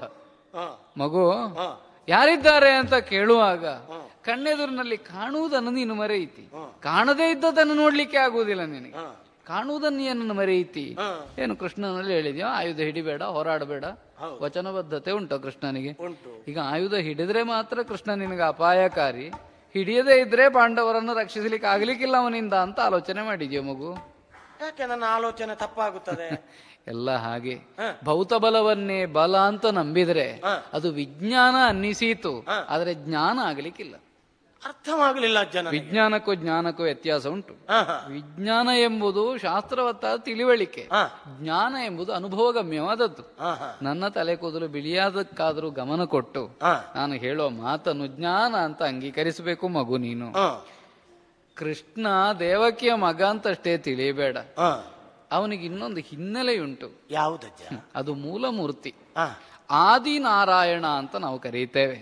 ಯಾವ ಶಕ್ತಿಯೂ ಪ್ರಪಂಚವನ್ನು ತನ್ನ ಇಚ್ಛಾಬಲದಿಂದಲೇ ನಿಯಂತ್ರಿಸ್ತದೆಯೋ, ಯಾರು ಸತ್ಕರ್ಮವನ್ನು ಎಸಗುವವರಿಗೆ ಪೂರಕವಾಗಿ ಬೆಂಬಲವನ್ನು ಕೊಡುತ್ತದೋ, ಯಾರು ದುಷ್ಟರಿದ್ದಾರೆ ಅವರನ್ನು ಸಂಹರಿಸ್ತದೋ, ಇಲ್ಲಿಯವರೆಗೆ ನಡೆದು ಬಂದಂತಹ ಜಗದ್ ವ್ಯಾಪಾರದ ಪಥವನ್ನು ನೀನು ಅವಲೋಕಿಸಿದ್ರೆ ಅರ್ಥವಾಗ್ತದೆಯೋ, ಆ ಶಕ್ತಿ ಚಿಚ್ಛಕ್ತಿ ಅದು ಆದಿನಾರಾಯಣ ಎಂಬ ಚೌಕಟ್ಟಿನಲ್ಲಿ ಬರತಕ್ಕದ್ದು. ಚೌಕಟ್ಟಿಗೆ ಸೀಮಿತ ಅಲ್ಲ ಅದು, ನಮಗೆ ಅರ್ಥವಾಗುವುದಕ್ಕೆ ನಾವು ನಿಯೋಜಿಸಿಕೊಳ್ಳುವುದು ಹೇಗೆ ಅಂತ. ಅಂತಹ ಆದಿನಾರಾಯಣನೆಂಬವನು ಅಥವಾ ಎಂಬುದು ಒಂದು ತತ್ವವಾಗಿರುವಾಗ ಅದರ ಇಚ್ಛಾ ಮಾತ್ರದಿಂದಲೇ ಉಂಟಾದಂತಹ ಈ ಜಗತ್ತಿನಲ್ಲಿ ಯಾವುದು ಆಗಬೇಕು, ಯಾವುದು ಕೂಡದು, ಇದನ್ನು ನಿರ್ಬಂಧಿಸುವುದಕ್ಕಾಗಿ ತಾನೇ ಒಮ್ಮೊಮ್ಮೆ ಆವಿರ್ಭವಿಸಿ ಬರುವ ಕ್ರಮ ಉಂಟು. ಅವತರಣ ಅಂತ ಕರೀತೇವೆ ನಾವು. ಪ್ರೇರಣೆ ಇಲ್ಲದೆ ತನ್ನ ನಿರ್ಣಯಕ್ಕೆ ಕಟ್ಟು ಬಿದ್ದು ತಾನಾಗಿ ಕಾಣಿಸಿಕೊಳ್ಳುವುದಲ್ವೇ? ಪ್ರೇರಣೆಯೋ ಪ್ರಚೋದನೆಯೋ ಭೌತ ಜಗತ್ತಿನಿಂದ ಕಾಣಿಸಬಹುದು, ಆದ್ರೆ ಅದಕ್ಕೆ ಪ್ರೇರಣೆಯನ್ನು ಕೊಡುವ ಶಕ್ತಿ ಇದು ಯಾವುದಕ್ಕೂ ಇಲ್ಲ. ನಿನ್ನನ್ನು ಕೇಳಿ ಬಂದದ್ದಲ್ಲ ಅಂತ ಹೇಳುವ ಶಕ್ತಿಯನ್ನು ಅದು ಊರ್ಜಿತಗೊಳಿಸಿಕೊಂಡಿರುತ್ತದೆ. ಅಂತಹ ಒಂದು ಶಕ್ತಿ ಬೇರೆ ಬೇರೆ ರೂಪಗಳಲ್ಲಿ ಇತಿಹಾಸದ ಬೇರೆ ಬೇರೆ ಕಾಲಘಟ್ಟದಲ್ಲಿ ಕಾಣಿಸಿಕೊಂಡಿದೆ ಮಗು. ಈಗ ಈ ಕೃಷ್ಣ ಎಂಬ ವಿಗ್ರಹದ ಒಳಗೆ ಆವಾಹಿತವಾದ ಶಕ್ತಿಯೂ ಅದುವೇ. ತಾನು ಹುಟ್ಟುತ್ತಲೇ ತನ್ನ ಸಂಕಲ್ಪ ಏನು ಎನ್ನುವುದನ್ನು ಪ್ರಕಟಗೊಳಿಸಿದ. ಏನು ಕಂಸನನ್ನು ಆಯುಧದಿಂದ ಘಾತಿಸಿದ್ದ? ಅಲ್ಲವಲ್ಲ. ಹಾಗಾದ್ರೆ ಆಯುಧವೇ ಬೇಕು ಅಂತ ಇಲ್ಲ, ಆಯುಧ ಇಲ್ಲದೆಯೂ ಛೇದಿಸಬಲ್ಲ. ಕಂಸತ್ವವನ್ನು ಛೇದಿಸುವುದು ಮುಖ್ಯ ಇಲ್ಲಿ, ಕಂಸ ಎಂಬ ವ್ಯಕ್ತಿಯನ್ನಲ್ಲ. ಹಾಗಾದ್ರೆ ಯಾವುದು ದೌಷ್ಟ್ಯ, ಅದನ್ನು ವಿರೋಧಿಸುವ, ಅದನ್ನು ನಾಶ ಮಾಡುವ ಸಾಮರ್ಥ್ಯವುಳ್ಳ ಅಂತಹ ಆದಿನಾರಾಯಣನು ದೇವಕಿಗೆ ಉದಿಸಿ ಬಂದಿದ್ದಾನೆ. ಯಾಕೆ? ದೌಷ್ಟ್ಯದ ಛೇದನಕ್ಕೆ. ಆದ್ರಿಂದ ಯಾರು ರಕ್ಷಿಸುವವರು? ತಾನು ಸ್ಪಷ್ಟವಾಗಿ ಪಾಂಡವರ ಪಕ್ಷೀಯನಿದ್ದೇನೆ ಅಂತ ಅವನು ಸಾರಿದ ಮೇಲೆ ಅವನಿಗೆ ಅವರನ್ನು ರಕ್ಷಿಸಲಿಕ್ಕೆ ಆಗ್ಲಿಕ್ಕಿಲ್ಲ ಎನ್ನುವ ಸಂಶಯ ಬರುವುದಾದರೂ ಯಾಕೆ ಅಂತ ನನಗೆ ತಿಳಿಯುವುದಿಲ್ಲ. ಅರ್ಥ ಆಗಲಿಲ್ವೋ ಮಗು? ಇವತ್ತು ನಾಳೆ ಅಂತಲ್ಲ, ಸದಾ ಕಾಲ ಪಾಂಡವರನ್ನು ತನ್ನ ಪ್ರಾಣಗಳ ಹಾಗೆ ಕಾಯ್ತೇನೆ ಅಂತ ಆಡಿದವ ಕಾಯದೆ ಬಿಟ್ಟಾನೋ? ಅಜ್ಜ, ಹೀಗೆ ನೀವು ಹೇಳಿದ ಕ್ಷಣ ನಾನು ಒಪ್ಪಬಹುದಾದಂತ ವಿಚಾರಗಳು ಇದ್ದರೂ ಇದೇ ನಿರ್ಣಯಾತ್ಮಕ ಅಂತ ಅಂಗೀಕರಿಸುವುದಕ್ಕೆ ನನಗೆ ಆಧಾರ ಸಾಕಾಗುವುದಿಲ್ಲ. ನಿನ್ನ ಸ್ವಭಾವವೂ ಅಲ್ಲ ಅದು. ನನ್ನ ಸ್ವಭಾವ ಎನ್ನುವುದನ್ನೇ ಇಲ್ಲಿ ಮುಂದುವರಿಸಿಕೊಂಡು ಬಂದಿದ್ದೇನೆ ಎನ್ನುವುದಕ್ಕಿಂತಲೂ ಇಲ್ಲಿ ಸ್ವಲ್ಪ ಮಟ್ಟಿಗೆ ಅಜ್ಜನ ಸಮ್ಮುಖದಲ್ಲಿ ಏಕಾಂತದಲ್ಲಿ ಪ್ರಾಮಾಣಿಕವಾಗಿ ಪ್ರತಿಸ್ಪಂದಿಸಬೇಕು ಎನ್ನುವ ಕಾಳಜಿಯುಳ್ಳ ಸುಯೋಧನನಾಗಿ ಮುಂದುವರಿದು ತಮ್ಮಲ್ಲಿ ಕೇಳ್ತೇನೆ. ಏನಪ್ಪ? ತಪ್ಪು ತಿಳಿಯಕೂಡದು. ಏನು? ಪೊರೆಯುವ ಮಹಿಮನೋ ಹರಿ, ಪೊರೆಯುವ ಮಹಿಮನು ವಿಪಿನಾಂತರಗಳ ಚರಿಸುವ ಕಾಲದೊಳ್ಳು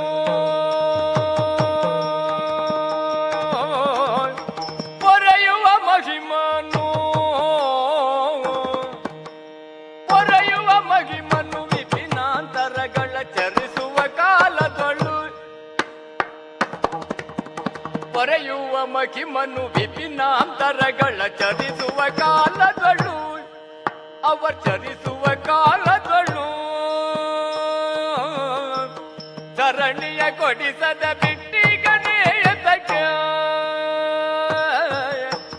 ಧರಣಿಯ ಕೊಡಿಸದ ಬಿಟ್ಟಿಗನೇತಕ್ಕೆ ಸರ್ವತ ಕೊಡೆ ನಿಲ್ಲು ಮಹಿಮನು ಪೊರೆಯುವ ಮಹಿಮನು ವಿಪಿನಾಂತರಗಳ ಚರಿಸುವ ಕಾಲದೊಳ್ಳು ಧರಣಿಯ ಕೊಡಿಸದ ಬಿಟ್ಟಿಗನೇತಕ್ಕೆ ಧರಣಿಯ ಕೊಡಿಸದ ಬಿಟ್ಟಿಗನೇತಕ್ಕೆ ಸರ್ವತ ಕೊಡೆ ನಿಲ್ಲು ನಾ ಸರ್ವತ ಕೊಡೆ ನಿಲ್ಲು ಧರಣಿಯ ಕೊಡಿಸದ ಬಿಟ್ಟಿಗನೇತಕ್ಕೆ ಸರ್ವತ ಕೊಡೆ ನಿಲ್ಲು.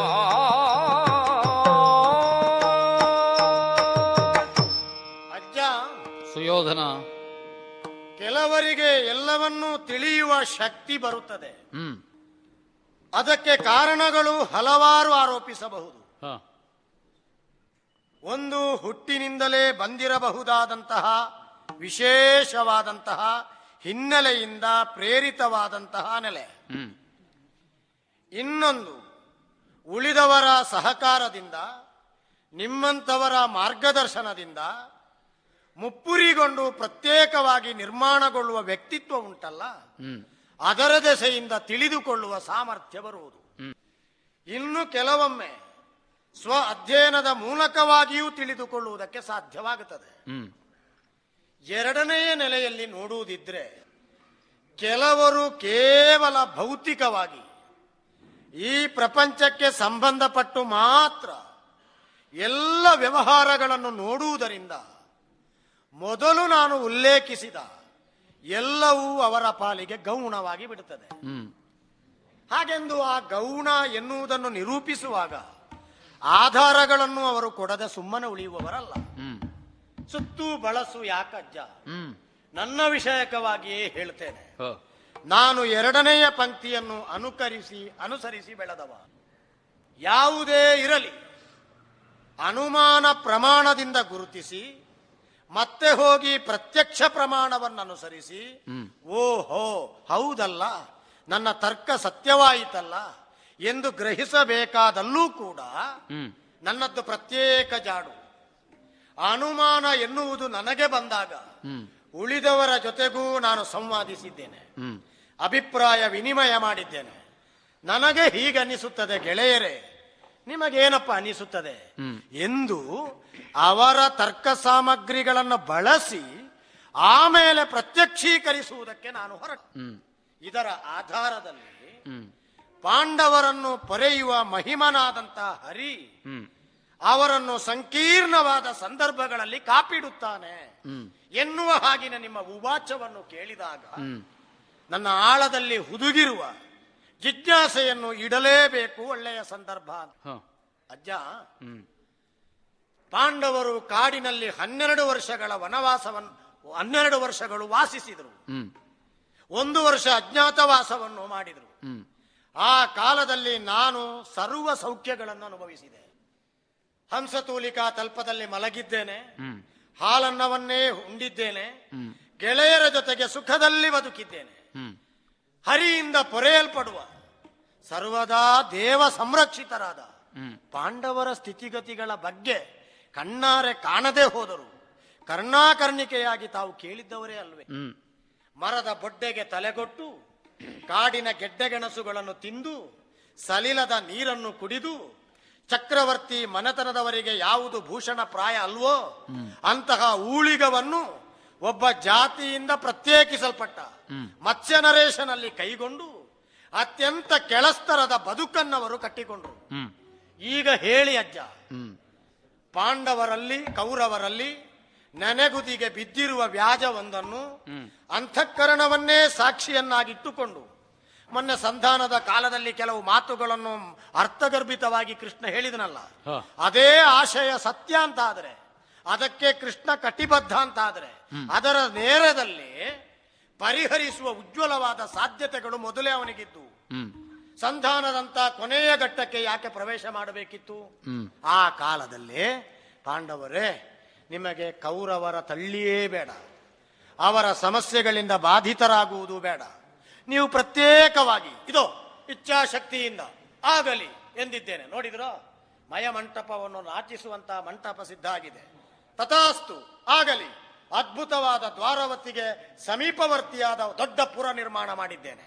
ಅಸ್ತು ತಥಾಸ್ತು, ದೊಡ್ಡದಾದ ವಿಸ್ತೀರ್ಣವಾದ ರಾಜ್ಯವನ್ನು ಸ್ಥಾಪನೆ ಮಾಡಿ ಕೊಟ್ಟಿದ್ದೇನೆ. ಇಲ್ಲಿ ನೆಮ್ಮದಿಯಿಂದಲೂ ಸುಖದಿಂದಲೂ ಬಾಳುವುದಪ್ಪ ಕಂದಮ್ಮಗಳೇ ಎಂದು ಯಾಕೆ ನೀವು ಹೇಳುವ ಕೃಷ್ಣ ಹೇಳಲಿಲ್ಲ? ವಿಪಿನಾಂತರದಳು ಪಾಂಡವರು ಚರಿಸುವ ಕಾಲದಲ್ಲಿ ಕೌರವ ಪಾಂಡವರ ನಡುವಿನ ಕಹಿ ಭಾಷ್ಯವಾದ ಸಾಮ್ರಾಜ್ಯದ ಸಲ್ಲುವಿಕೆಯ ಪ್ರಶ್ನೆಯನ್ನು ತಿಳಿಗೊಳಿಸುವುದಕ್ಕೆ ಹೊರಡಬಹುದಾಗಿತ್ತು. ಹಾಗೆಂದು ಎಲ್ಲೂ ಕಾಣಿಸುವುದಿಲ್ಲ. ರಾಜ್ಯ ಕೊಟ್ಟ ಹಾಗೆ, ಅವರನ್ನು ಸುಖದಲ್ಲಿಟ್ಟ ಹಾಗೆ. ಈಗ ಹೇಳಿ ಅಜ್ಜ, ನಾನು ರಾಜ್ಯವನ್ನು ಕೊಡುವುದಿಲ್ಲ ಅಂತ ಹೇಳಿದ ಮೇಲೆ ಈ ರಾತ್ರಿಯನ್ನು ಸಾಕ್ಷಿಯಾಗಿಟ್ಟುಕೊಂಡು ನಿಮ್ಮ ಸಮ್ಮುಖದಲ್ಲಿ ಮಾತನಾಡುವಾಗ ಒಮ್ಮೆಗೆ ಕೊಡುತ್ತೇನೆ, ಹಲವು ಸಂದರ್ಭಗಳಲ್ಲಿ ಕೊಡುತ್ತೇನೆ, 20 ಸಲ ಕೊಡುತ್ತೇನೆ ಅಂತ ಹೇಳಲಿಕ್ಕಿಲ್ಲ. ಸರ್ವಥಾ ಕೊಡುವುದಿಲ್ಲ ಅಂತಲೇ ಅಲ್ವ ಹೇಳುವುದು. ಪೊರೆಯುವ ಮಹಿಮನು ಹೌದು ಅಂತ ಆದರೆ ವಿಪಿನಾಂತರಗಳಲ್ಲಿ ಯಾಕೆ ಸಂರಕ್ಷಣೆ ಮಾಡಲಿಲ್ಲ, ರಾಜ್ಯ ಕೊಡಿಸ್ಲಿಲ್ಲ? ಒಮ್ಮೆ ಹೇಳಿ ಅಂತೆ ಅಜ್ಜ. ಕೊಡಿಸುವ ಹೊಣೆಯನ್ನು ಅವ ಹೊರುತ್ತಾನೆ ಅಂತ ಆದ್ರೆ ನಾನು ಕೊಡುವುದಿಲ್ಲ ಅಂತ ಧ್ವನಿ ಅಲ್ವಾ? ಅಂದ್ರೆ ಅವನಿಗೆ ಒಂದು ಪಂಥಾಹುವ. ಹೌದು, ಕೊನೆಗೆ ಹೇಳಿದ್ದೇನೆ ಸರ್ವಥಾ ಕೊಡೆ. ಅಲ್ಲ, ನೀನು ಮೊದಲಿನಿಂದಲೂ ಅದನ್ನೇ ಹೇಳಿದ್ದು. ಹೌದು, ಹಗೆಗಳಲ್ಲ ಪಾಂಡವರು ನೀನಗಡು ಹರಿಯಳು ಧುರ. ಹೌದು, ಅರ್ಥ ಆಗ್ತದೆ ನನಗೆ. ಆದ್ರೆ ನಿನ್ನ ಗ್ರಹಿಕೆಯಲ್ಲಿ ಎಲ್ಲಿಯೋ ಸ್ವಲ್ಪ ದೋಷ ಉಂಟು. ಏನು ದೋಷ? ಯಾಕೆ ಗೊತ್ತುಂಟ? ಧರಣಿಯನ್ನು ಕೊಡಿಸುವುದು ಎಂಬುದು ಒಂದು ಧ್ವನಿಯ ಪ್ರಶ್ನೆ. ಅದು ನಿಜವಾದ ಅರ್ಥ ಏನು? ವಿಪತ್ತು ಒದಗದ ಹಾಗೆ ಎಲ್ಲಿ ಕಾಪಾಡಿದ್ದಾನೆ ಅಂತಲ್ವ ಹೇಳುವಾಗ ಹೇಗೋ ಹೇಳಲಿಕ್ಕೆ ಬರ್ತದೆ. ದ್ಯೂತಾಡುವಾಗ ದಾಳವನ್ನು ಬೇಕಾದಾಗೆ ಬೀಳಿಸಬಹುದಿತ್ತಲ್ಲ ಅಂತಲೂ ಹೇಳಬಹುದು ಅಲ್ವ? ಅಲ್ಲ, ಧ್ವನಿ. ಆದ್ರೆ ಈಗ ಆಪತ್ತು ಒದಗಿದಾಗ ಕೃಷ್ಣ ಕಾಪಾಡ್ಲಿಲ್ವೋ? ಕಾಪಾಡಿದ್ದಾನೋ ಇಲ್ಲವೋ? ಎಲ್ಲ ಆಲೋಚನೆ ಮಾಡಿ ನೋಡು. ಎಲೆಯ ತುಂಬ ಬೇಕಾದ ಪರಮಾನ್ನಗಳುಂಟು, ಷಡ್ರಸೋಪೇತವಾದ ಊಟ ಉಂಟು. ಒಬ್ಬ ಭಾಗ್ಯಶಾಲಿ ನೋಡುವಾಗ ಹಾಗೆ ಕಾಣುತ್ತದೆ, ಬೇಕಾದ್ದು ಉಣ್ಣಬಹುದು. ಇನ್ನೊಬ್ಬನಿಗೆ ಕೇವಲ ಹಿಟ್ಟಿನ ಮುದ್ದೆ ಬಿಟ್ರೆ ತಿನ್ನುವುದಕ್ಕೇನೂ ಇಲ್ಲ. ಯಾವುದೋ ಮರದ ಎಲೆಯನ್ನದಕ್ಕಿಟ್ಟು ಅದರಲ್ಲಿ ತಿನ್ನಬೇಕು. ನೋಡಿದ್ರೆ ಇವ ಬಡವ, ತಿನ್ನುವುದಕ್ಕೆ ಯೋಗ್ಯತೆ ಇಲ್ಲದವ, ಭಾಗ್ಯಹೀನ. ಆದ್ರೆ ಹಿಟ್ಟಿನ ಮುದ್ದೆ ತಿನ್ನುವವನಿಗೆ ಹಸಿವೆ ಆಗ್ತದೆ. ಭಕ್ಷ್ಯ ಭೋಜ್ಯಗಳನ್ನು ಉಣ್ಣುವುದಕ್ಕೆ ಕೂತವನಿಗೆ ಹಸಿವೇ ಇಲ್ಲ. ಯಾರು ಭಾಗ್ಯಶಾಲಿ? ಭಕ್ಷ್ಯ ಭೋಜ್ಯಗಳು ಇರುವ ಮಟ್ಟಿಗೆ ಮೊದಲಿನ ಎಲೆಯ ಮುಂದೆ ಕೂತವನೇ ಭಾಗ್ಯಶಾಲಿ. ಆದ್ರೆ ಹಾಗೆಂದು ಹಸಿವು ಆಗ್ಲಿಲ್ಲ ಅಂತಾದ್ರೆ ಹೊತ್ತಲ್ಲದ ಹೊತ್ತಿನಲ್ಲಿ ಕೂತುನೋ ಅಂತ ಅಲ್ಲ, ದೇಹಕ್ಕೆ ರೋಗ ಬಾಧೆಯೋ ಅಂತ ಆಲೋಚನೆ ಮಾಡಬೇಕಾದದ್ದು. ಹಾಗೆ ದೇಹಕ್ಕೆ ಏನಾದ್ರೂ ರೋಗ ಬಾಧೆ ಉಂಟು ಅಂತ ಆದ್ರೆ, ಮುಟ್ಟಿದ್ದೆಲ್ಲ ಅಜೀರ್ಣವೇ ಆಗ್ತದೆ ಅಂತ ಆದ್ರೆ ಇವನು ಭಾಗ್ಯವಂತ ಅಂತ ಹೇಳಲಿಕ್ಕೆ ಆದೀತ. ಈಗ ಮರದ ಬಡ್ಡೆಗೆ ಒಬ್ಬ ತಲೆ ಕೊಟ್ಟು ಮಲಗುತ್ತಾನೆ, ಇನ್ನೊಬ್ಬ ಪಲ್ಲಂಗದಲ್ಲಿ ಮಲಗುತ್ತಾನೆ. ನಿದ್ರೆ ಯಾರಿಗೆ ಬರ್ತದೆ ಎಂಬುದು ವಿಷಯ. ಮಗು ಬೇಡದ್ದನ್ನೇ ಆಲೋಚನೆ ಮಾಡ್ತೀಯಲ್ವ? ಕೆಡುಕ ಯೋಚಿಸಬೇಡ, ಸತ್ಯ ಮಾರ್ಗಗಳನ್ನು ಬಿಡಿದು ಹೋದರು ವನಗ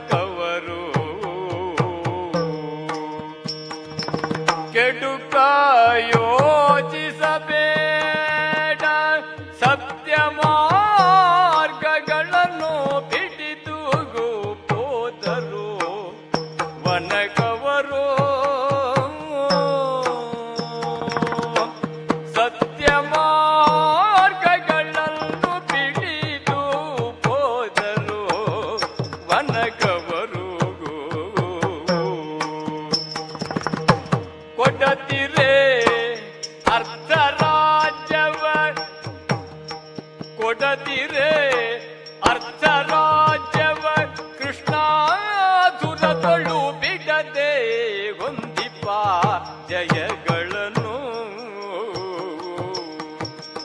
ಕೊಡದಿರೆ ಅರ್ಧ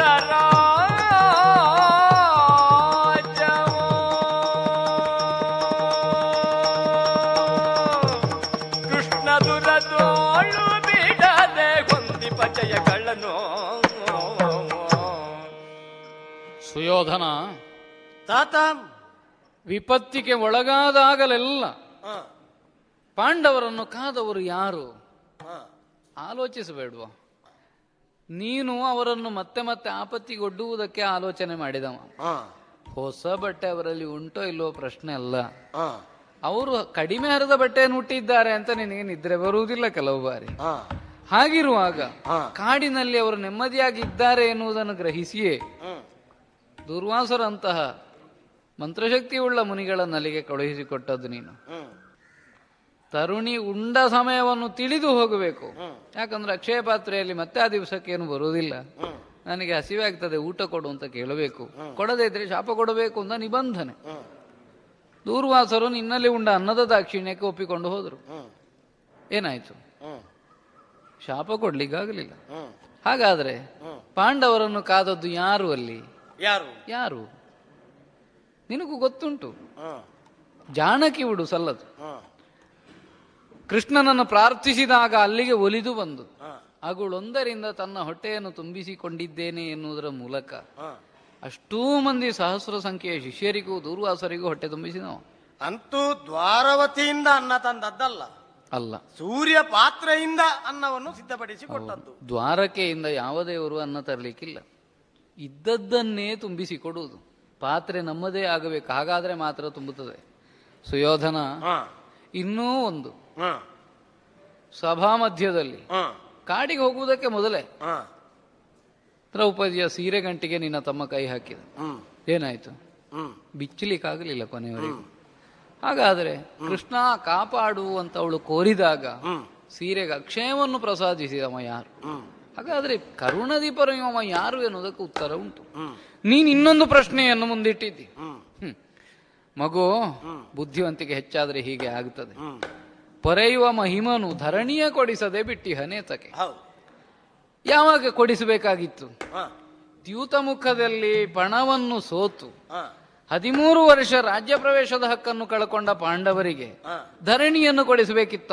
ಹ, ಆಲೋಚನೆ ಮಾಡಿ ನೋಡು. ಹ, ಪಾಂಡವರೇನು ದ್ಯೂತದಲ್ಲಿ ನಮ್ಮನ್ನು ಗೆಲ್ಲಿಸು ಕೃಷ್ಣ ಅಂತ ಕೇಳಿದವರಲ್ಲ. ಹ, ಯಾರು ಕೇಳುವುದೇ ಇಲ್ವೋ, ಹ. ತನ್ನಲ್ಲಿಯೇ ಕರ್ತೃತ್ವ ಶಕ್ತಿಯನ್ನು ನೀನಾಗ ಆಡಿದಾಗೆ ಪುರುಷಾಯತ್ತವೇ ಪ್ರಧಾನ ಅಂತ ತಿಳಿಯುತ್ತಾರೋ ಹ. ಅವರಿಗೆ ದೇವರ ಅನುಗ್ರಹ ಸುಲಭದಲ್ಲಿ ಸಂಪ್ರಾಪ್ತಿಸುವುದಕ್ಕಿಲ್ಲ. ಹ. ಯಾಕಂದ್ರೆ ನಾನೇ ಮಾಡ್ತೇನೆ. ಈ ನಾನು ಎಂಬುದು ಎಲ್ಲಿಯವರೆಗೆ ಸ್ಥಾಯಿಯಾಗಿ ಉಂಟೋ ಅಲ್ಲಿಯವರೆಗೆ ಅವನು ಯಾಕೆ ಬರ್ತಾನೆ? ದ್ಯೂತದಲ್ಲಿ ನಾವು ಗೆಲ್ಲುತ್ತೇವೆ ಅಂತಲ್ಲೋ ಪಾಂಡವರು ತೊಡಗಿದ್ದು. ಬಂದನ ಕೇಳಲಿಲ್ಲ ಇವರು. ಕೇಳಿದ್ದಿದ್ರಾಗ ಏನಾಗುತ್ತಿತ್ತೋ ಯಾರಿಗೂ ಗೊತ್ತು. ಅಂತೂ ದ್ಯೂತ ಮುಖದಲ್ಲಿ ಸೋಲಿಗೆ ಕಾರಣವಾದದ್ದು ಕರ್ತೃತ್ವ ಶಕ್ತಿಯನ್ನು ಪಾಂಡವರು ತಮಗೆ ತಾವೇ ಆರೋಪಿಸಿಕೊಂಡದ್ರಿಂದ. ಇನ್ನೂ ಒಂದುಂಟು, ಇಲ್ಲಿಗೆ ಪೂರ್ಣ ಮುಗಿಯಿತು ಅಂತ ನಾವು ತಿಳಿಯುವುದಕ್ಕಿಲ್ಲ. ಯಾಕಂದ್ರೆ ತೋರು ಬೆರಳೆತ್ತಿ ಸಭಾಮಧ್ಯದಲ್ಲಿ ಕೃಷ್ಣ ಆಡಿದ್ದಾನೆ. ಧರಣಿಗೋಸುಗ ನಡೆಯಬೇಡ ಕೃತಾಂತನಲ್ಲಿಗೆ. ಹಾಗಾದರೆ ಅದರ ನಿರ್ದೇಶನ ಏನು? ಈಗ ಕೊಡಿಸದೇ ಇದ್ದದ್ದು ಯಾಕೆ ಅಂತ ಪ್ರಶ್ನೆ. ಪ್ರಯತ್ನ ಪೂರ್ಣ ಮುಗಿಯಲಿಲ್ಲ. ಎಲ್ಲಿಯವರೆಗೆ ಈ ಧರಣಿಯನ್ನು ನೀನು ಕೊಡುವುದಿಲ್ಲ ಅಂತ ಹೇಳ್ತಾ ಇದ್ದೀಯೋ ಅಲ್ಲಿಯವರೆಗೆ ಪ್ರಯತ್ನ ನಡೆಯುತ್ತದೆ ಅಂತ ಅರ್ಥ. ಯಾಕೆ ಬಲ್ಲೆಯ? ಪಾಂಡವರದ್ದಾದಂತಹ ಭೂಮಿಯನ್ನೇ ಅವರಿಗೆ ಕೊಡಿಸಬೇಕೇ ಹೊರತು ನೀನಾಡಿದ ಹಾಗೆ ಇನ್ಯಾವುದೋ ಒಂದು ವಿಶ್ವಾಮಿತ್ರ ಸೃಷ್ಟಿ ಮಾಡಿ ಕೊಡುವುದಲ್ಲ. ಆ ಕಾರಣಕ್ಕಾಗಿಯೇ ಪಾಂಡವರ ದಯಭಾಗವನ್ನು ಅವರಿಗೆ ಕೊಡಿಸಬೇಕು ಅಂತಾದ್ರೆ, ದೈವ ಕಾರುಣ್ಯ ತೋರಿಸಬೇಕು ಅಂತಾದ್ರೆ ನೀನು ಅಲ್ಲಿ ಇರಕೂಡದು. ನೀನಲ್ಲಿ ಇದ್ದಿ. ಆದ್ರಿಂದ ಮಗು, ನಿನ್ನ ಕುರಿತಾಗಿ ಅಮಂಗಳವಾದದ್ದನ್ನು ಆಡುವುದಕ್ಕೆ ಮನಸ್ಸು ಬರುವುದಿಲ್ಲ ನನಗೆ. ಎಲ್ಲಿಯವರೆಗೆ ಪಾಂಡವರ ಭೂಮಿಯನ್ನು ನೀನು ಮೆಟ್ಟಿಕೊಂಡಿದ್ದೀಯೋ ಅಲ್ಲಿಯವರೆಗೆ ತಾನೇ ಆಗಿ ಭೂಮಿ ಪಾಂಡವರದ್ದಾಗುವುದಕ್ಕಿಲ್ಲ. ಯಾವನು ಮೆಟ್ಟಿಕೊಂಡಿದ್ದಾನೆ ಅವನನ್ನು ದೂರ ಸರಿಸಬೇಕಾಗ್ತದೆ. ಆ ಪ್ರಯತ್ನ ನೀನಾಯೇ ಮುಂದಾಗಿ ಮಾಡಿದ್ದಿ. ಕೊಡದಿರೆ ಅರ್ಧ ರಾಜ್ಯವ ಸಾಮದಿಂದ ದುರದಲ್ಲಿ ಕೊಡಿಸುವ ಮಗು. ನೀನು ಹಿಡಿದ ಹಠವನ್ನು ಬಿಡದವ. ಒಂದು ಅರ್ಥದಲ್ಲಿ ಮಗು ಕಪಿಮುಷ್ಟಿಯ ಹಾಗೆ. ಆ ಕಡೆ ಬಯಸಿದ್ದೂ ಇಲ್ಲ. ಈ ಕಡೆ ಮುಷ್ಟಿಯನ್ನು ಬಿಡುವುದಕ್ಕೆ ಮನಸ್ಸೂ ಇಲ್ಲ. ಪ್ರಯೋಜನ ಸಿಕ್ಕದೆ ಹೋಗ್ತದೆ. ಆದ್ರಿಂದ ಕೆಡುಕನ್ನು ಯೋಚಿಸಬೇಡ. ಧಾರುಣಿಯನ್ನು ಸಾಮದಿಂದ ಕೊಡು ಮಗು. ಧರಣಿಯನ್ನು ಕೊಟ್ಟೇನು ಅಜ್ಜ, ಆದರೆ ಒಂದು ಘಟನೆ ಸಂಭವಿಸಬೇಕು. ಏನಪ್ಪ? ಧಾರಿಣಿಯೇ ಧಾರಿಣಿಯ ತಲ ಕೆಳಗೆ ಮಗು ಚಲಿ, ಧಾರಿಣಿಯೇ ತಲೆ ಕೆಳಗೆ ಮಗು ಚಲಿ, ವಾರಿಧಿಗಳು ಒಣಗೀಗ ಹೋಗಲೇ, ವಾರಿಧಿಗಳು ಒಣಗೀಗ ಹೋಗಲಿ, ಮಾರವೈರಿಯ ಸಮರ ಗೈಯಲಿ,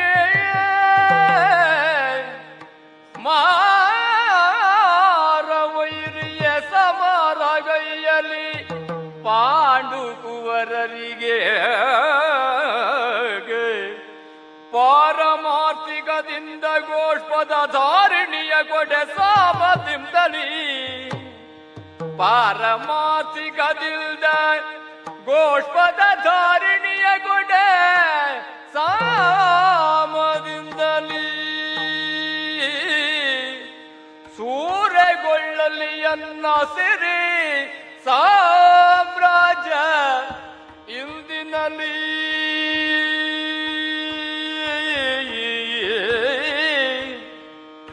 ಸೂರೆಗೊಳ್ಳಲಿ ಎನ್ನ ಸಿರಿ ಸಾಮ್ರಾಜ್ಯ, ಸೂರೆಗೊಳ್ಳಲಿ ಎಲ್ಲ ಸಿರಿ ಸಾಮ್ರಾಜ್ಯ ಇಂದಿನಲ್ಲಿ,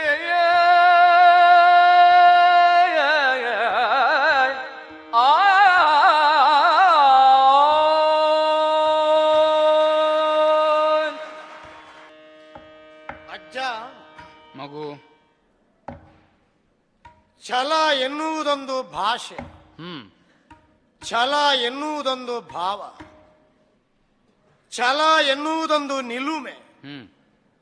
ಹೀಗೆ ಸೊರಗಿ ಹೋಗಿರುವ, ಉಳಿದವರ ಪಾಲಿಗೆ ಗೌಣವಾಗಿರುವ, ನಿಜವಾದ ಸತ್ವಭರಿತ ಗುಣವಾಗಿದ್ದು ಮೂಲೆಗೆ ಸರಿಸಲ್ಪಟ್ಟ ಆ ಛಲಕ್ಕೆ ಹೊಸ ಭಾಷ್ಯದ ಪರಿಕಲ್ಪನೆಯನ್ನು ಮೂಡಿಸಿದವನು ನಾನು. ಎಲ್ಲರೂ ಬೇರೆ ಬೇರೆ ಭಾಷೆಗೆ, ಬೇರೆ ಬೇರೆ ಭಾವಕ್ಕೆ ಜೋತು ಬಿದ್ದು ಎಷ್ಟು ಚೆನ್ನಾಗಿ ಅಭಿವ್ಯಕ್ತಿಸುತ್ತಾರೆ. ಅವರ ಕರುಣವೆಷ್ಟು ಚಂದ, ಅವರ ಭೀಭತ್ಸ ಎಷ್ಟು ಚಂದ, ಅವರ ಇನ್ನೊಂದು ಭಾವ ಎಷ್ಟು ಚಂದ ಅಂತ ಕೇಳುವವರಿದ್ದಾರೆ. ನನಗೆ ಅತ್ಯಂತ ಪ್ರೀತಿಯ ಭಾವ ಛಲ.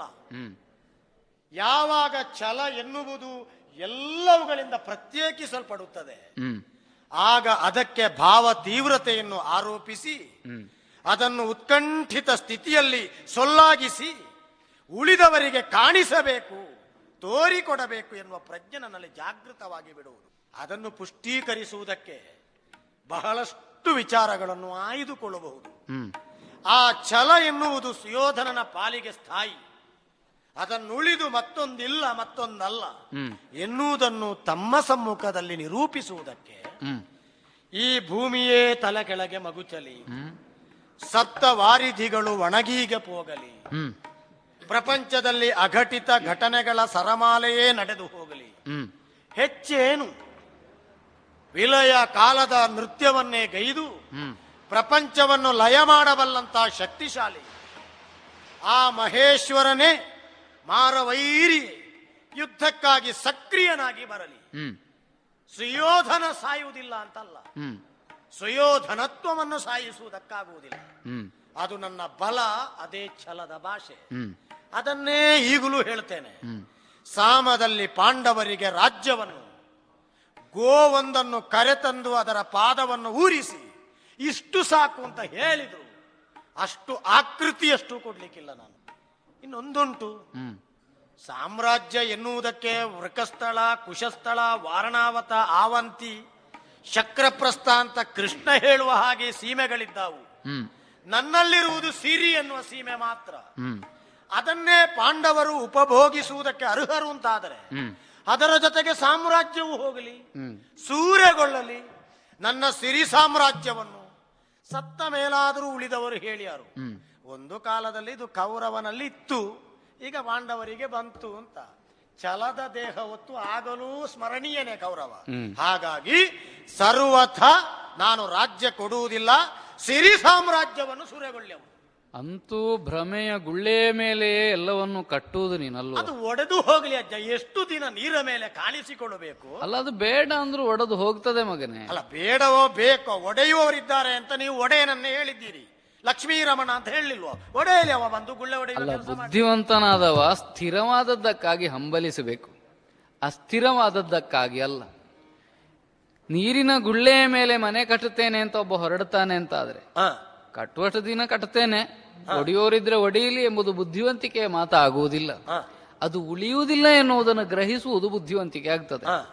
ಭೂಮಿ ಸ್ಥಿರವಲ್ಲ ಅಂತ ನಿನಗೆ ನಾನಿನ್ನು ಹೊಸದಾಗಿ ಹೇಳಬೇಕು ಅಂತಿಲ್ಲ, ನಿನಗೂ ಗೊತ್ತುಂಟು. ಇವತ್ತು ನಿನ್ನಲ್ಲಿದ್ರೆ ನಾಳೆ ಪಾಂಡವರಲ್ಲಿಗೆ ಹೋದೀತು, ನಿನಗೆ ಬರ್ಲಿಕ್ಕೆ ಮೊದಲೆಯೂ ಬೇರೆಯವರ ಕೈಯಲ್ಲಿತ್ತು, ಅದಕ್ಕಿಂತ ಹಿಂದೆಯೂ ಇನ್ಯಾರಲ್ಲಿಯೋ ಇತ್ತು. ಹೀಗೆ ಹಸ್ತಾಂತರಗೊಳ್ಳುತ್ತಾ ಬಂದಂತಹ ಭೂಮಿ ಸ್ಥಿರವಲ್ಲ. ಸ್ಥಿರ ಎಂಬುದು ಅದರ ಸ್ವಭಾವಕ್ಕೆ ಹೊರತು ಭೂಮಿ ಯಾರ ಕೈಯಲ್ಲಿ ಉಳಿಯುತ್ತದೆ ಎಂಬುದಕ್ಕಲ್ಲ. ಇನ್ನೊಂದು ಮಾತನ್ನು ಆಡಿದ್ದೆ ಮಗನೇ, ಅರ್ಥ ಆಯ್ತು ನನಗೆ. ಛಲವಾಗಿ ಉಳಿಯಬೇಕು, ತಾತ್ವಿಕವಾಗಿ ಉಳಿಯಬೇಕು ಅಂತಲ್ವ, ಇದು ಸ್ಥಿರ ಅಂತ ತಿಳ್ಕೊಂಡ್ಯೋ ನೀನು? ದುರ್ಯೋಧನನಲ್ಲಿ ಇತ್ತು, ಪಾಂಡವರಲ್ಲಿಗೆ ಬಂತು. ಬುದ್ಧಿವಂತ ಕೇಳುವುದಿಲ್ಲ ಯಾಕೆ ಬಂತು. ಯಾಕೆ ಬಂತು ಅಂದ್ರೆ ಪಾಂಡವರು ಧರ್ಮಿಷ್ಠರಿದ್ರು, ಆದ್ರಿಂದ ಅವರಿಗೆ ಬಂತು. ಕೌರವ ಕೇವಲ ಛಲವನ್ನೇ ಇಟ್ಟ, ಆದ್ರಿಂದ ಅವನಲ್ಲಿ ಉಳಿಯಲಿಲ್ಲ. ಈ ಉಳಿದದ್ದೆಲ್ಲ ಇದ್ದು ಒಳ್ಳೆಯದನ್ನು ಸ್ಥಾಪಿಸುವುದಕ್ಕೋ ಸಾಧಿಸುವುದಕ್ಕೋ ಛಲ ಉಂಟು ಅಂತ ಆದ್ರೆ ಅದು ಸ್ಥಿರವಾಗಿ ಉಳಿದೀತೆ ಹೊರತು ಇದೆಲ್ಲ ನೀರಿನ ಗುಳ್ಳೆಯ ಮೇಲೆ ಕಟ್ಟಿದ ಸೌಧವೇ ಆಗ್ತದೆ. ಅದಕ್ಕಾಗಿ ಧಾರಿಣಿ ತಲೆಕೆಳಗೆ ಮಗುಚುವುದು ಬೇಡ, ವಾರಿಧಿಗಳು ಒಣಗುವುದು ಬೇಡ, ಮಾರವೈರ್ಯ ಸಮರವೂ ಬೇಡ. ನಾವು ನಿಷ್ಠೆಯನ್ನು ತೋರಿಸಬೇಕಾದದ್ದು ಯಾವುದು ಪ್ರಪಂಚದಲ್ಲಿ ವ್ಯವಸ್ಥಿತವಾಗಿ ಉಳಿಯಬೇಕು, ಯಾವುದು ಮೌಲ್ಯ, ಅದನ್ನು ಉಳಿಸುವುದಕ್ಕೆ ಹೊರತು ನನ್ನಲ್ಲಿ ಮೊದಲಿನಿಂದಲೂ ಇದ್ದದ್ದು ಛಲವೇ, ಅದನ್ನೇ ಉಳಿಸ್ತೇನೆ ನಾನು ಅಂತ ಆದ್ರೆ ನಿನ್ನ ಸುತ್ತ ಇದ್ದಾರಲ್ಲ 4 ಜನ, ಅವರಿಗೆ ಸಂತೋಷ ಆದೀತು. ಆದ್ರೆ ಪ್ರಾಜ್ಞರು ಒಪ್ಪಲಿಕ್ಕಿಲ್ಲ. ಹಾಗಾಗಿಯೇ ನಾಳಿನ ಜನ ಕೃತಜ್ಞತೆಯಿಂದ ನಮ್ಮನ್ನು ಸ್ಮರಿಸುವ ಹಾಗೆ ನಾವು ಸ್ಥಿರತೆಯನ್ನು ಗಳಿಸಬೇಕು ಹೊರತು ಮಗು ಕೆಡುಕನ್ನು ಯೋಚಿಸಬೇಡವಪ್ಪ, ಬೇಡ ಮಗು. ಇದರಲ್ಲಿ ಹೊಸತೇನೂ ಇಲ್ಲ. ಈಗ ಸ್ವಲ್ಪ ನನ್ನ ಧಾಟಿಯನ್ನು ಪರಿವರ್ತನೆ ಮಾಡಬೇಕಾದ ಅನಿವಾರ್ಯವನ್ನು ನೀವು ಸೃಷ್ಟಿಸಿ ಬಿಟ್ರಿ. ಯಾಕಪ್ಪ? ಎಳವೆಯಲ್ಲಿ ಭೀಮಸೇನ ಮರದ ಮೇಲಿರುವ ಹಣ್ಣುಗಳ ಹಾಗೆ ಕೌರವರನ್ನು ಬೀಳಿಸುತ್ತಿದ್ದದ್ದು ನಿಮ್ಮ ನೆನಪಿನಲ್ಲಿ ಇರಬೇಕು. ಭೀಮನನ್ನು ಬೀಳಿಸುವ ಬಲಿಷ್ಠತೆ ನಮ್ಮಲ್ಲಿ ಇರಲಿಲ್ಲ. ತಾನಾಗಿ ಕೆಳಕ್ಕೆ ಬಿದ್ದ ಹಾಗೆ ಮಾಡಿ ತರಚು ಗಾಯಗಳನ್ನು ಸೃಷ್ಟಿ ಮಾಡಿಕೊಂಡು ಯಾವುದೋ ಕಾಡಿನ ಎಲೆಯನ್ನು ನುಣ್ಣಗೆ ಅರೆದು ಅದರಿಂದ ಕೆಂಪು ರಸ ಸ್ರವಿಸುವ ಹಾಗೆ ಮಾಡಿ ಅದನ್ನು ಮೈಗಿಡೀ ಪೂಸಿ ಕೆನ್ನೆಯ ದಂಡೆ ಮೇಲೆ ತಣ್ಣೀರನ್ನು ಹಾಕಿಕೊಂಡು ಅಜ್ಜ ಕೌರವರು ಹೊಡೆದ್ರು ಅಂತ ಹೇಳುವಾಗ ಅವನನ್ನು ನೀವು ಎದೆಗಾನಿಸಿಕೊಂಡು ಸೈರಣೆ ಮಾಡಿದವರು. ವಿದುರ ಚಿಕ್ಕಪ್ಪನು ಹಾಗೇ ಮಾಡಿದವನು. ಸಂಜಯನೇನು ಹೊರತಾಗಿ ಕಾಣಿಸಿಕೊಳ್ಳಿಲ್ಲ. ಪ್ರತಿಕ್ಷಣಕ್ಕೂ ನನ್ನನ್ನು ಜರೆಯುವುದು. ನೀನು ಕೆಡುಕಿನ ಮೂಲದವನು, ನೀನು ಈ ಕುರುಕುಲಕ್ಕೆ ಅಂಟಿಕೊಂಡಂತ ಶಾಪ. ಆಗಲೇ ನೀವು ಪ್ರಯತ್ನ ಮಾಡಲಿಲ್ವಾ? ನಾನು ಹುಟ್ಟುವ ಕಾಲದಲ್ಲಿ ಈ ಅನಿಷ್ಟ ಸಂತಾನವನ್ನು ಉಳಿಸಬೇಡಿ, ಇದು ಹುಟ್ಟುವಾಗಲೇ ನರಿಗಳು ಊಳಿಡುತ್ತವೆ, ಗೂಬೆಗಳು ಮುಲುಕಾಡುತ್ತವೆ, ಇದನ್ನೊಮ್ಮೆ ಕಳೆದ ಮಾತ್ರಕ್ಕೆ ವಂಶ ಉಳಿತದೆ ಅಂತ ನಿರ್ಣಯ ಮಾಡಿ ನಿರ್ದಯವಾಗಿ ನನ್ನನ್ನು ಎಸೆಯುವುದಕ್ಕೆ ಪ್ರಯತ್ನ ಮಾಡಲಿಲ್ವೋ? ಯಾರು? ನಾನು? ನೀವಲ್ಲ, ವಿದುರ ಮಾಡುವಾಗ ನೀವು ತಡೆದಿದ್ದೀರೋ. ಹಾಗಾಗಿ ಆಗ ನನ್ನ ಅಮ್ಮನ ಗರ್ಭದ ಭಾಗ್ಯ ಹೇಗೋ ಉಳ್ಕೊಂಡೆ ನಾನು. ಆಯುಷ್ಯದ ರೇಖೆ ಗಟ್ಟಿದ್ದರಿಂದ ಉಳಿದದ್ದು, ಉಳಿದವರ ಕೃಪೆಯಿಂದ ಅಲ್ಲ. ಆಗಾಗ ನನ್ನನ್ನು ಜರೆಯುವುದು, ಕೌರವರನ್ನು ಪ್ರತ್ಯೇಕ ಮಾಡುವುದು ದುಷ್ಟ ಚತುಷ್ಟಯರ ಬೆಂಬಲವಂತೆ. ಅವರು ನನ್ನ ಬಾಯಲ್ಲೋ ಕಿವಿಗಳಲ್ಲೋ ಮೈಯಲ್ಲೋ ನೆಲೆಸಿದ್ದಂತೆ. ಹೀಗೆ ಬೈಯುತ್ತಾ ನೀವು ಪಾಂಡವರನ್ನು ಪಂಕ್ತಿಯಲ್ಲಿ ಉನ್ನತ ಸ್ಥಾನದಲ್ಲಿಟ್ಟು ನನ್ನನ್ನು ಕೆಳಕ್ಕೆ ಸರಿಸಿ ಧೂಳು ಸೇರಿಸಿ ನೀವು ಭೇದ ಮಾಡುವುದಲ್ವಜ್ಜ? ನಾನು ಭೇದ ಮಾಡ್ತೇನೆ. ಮತ್ತೆ ಭೇದ ಅಲ್ಲದ ಮತ್ತಿನ್ನೇನು? ನೀನು ಮೊದಲಿನ ಹುಡುಗನೇ ಆಗಿದ್ದಿದ್ರೆ 2 ಕೊಟ್ಟಾದ್ರೂ ಹೇಳ್ತಿದ್ದೆ ಮಗನೇ. ಈಗಲೂ ಕೊಡಿ ಅಂತ ನಾನು ಬೇಡ ಅಂತ ಹೇಳಲಿಕ್ಕಿಲ್ಲ. ಶಕ್ತಿ ಸಾಕಾಗುವುದಿಲ್ಲ ನನಗೆ, ಅಷ್ಟು ಬೆಳೆದಿದ್ದಿ.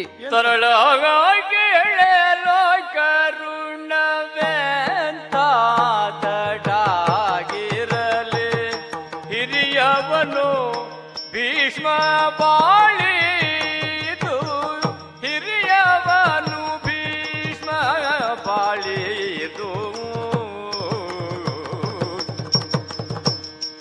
ದುರವ ಗೈಸಿದೆನೆಂಬ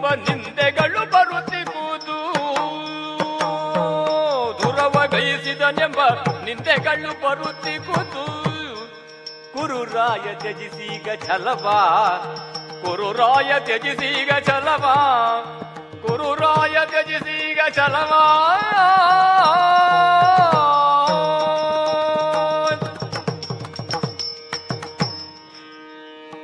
ಎರಡು ಕಣ್ಣುಗಳಿದ್ದ ಹಾಗೆ ನೀವು ನನಗೆ, ಅಂತಹ ನನಗೆ ನಿಮ್ಮಿಬ್ಬರಲ್ಲಿ ಯಾರು ನಷ್ಟವಾದರೂ ದೃಷ್ಟಿದೋಷ ಪ್ರಾಪ್ತಿಸುವುದು ಕಣ್ಣು ಕಳ್ಕೊಂಡವನಿಗೆ ಹೇಗೋ. ಈಗ ನಾವು ಹೋದ್ರೂ ಒಂದು ಕಣ್ಣು ಹೋದ ಹಾಗ ಆದೀತು ಅಜ್ಜ. ಮಗು, ನನ್ನ ತೊಡೆಯ ಮೇಲೆ ಆಡಿ ಬೆಳೆದಿದ್ದಿ ಅಂತ ಹೇಳ್ತಿ.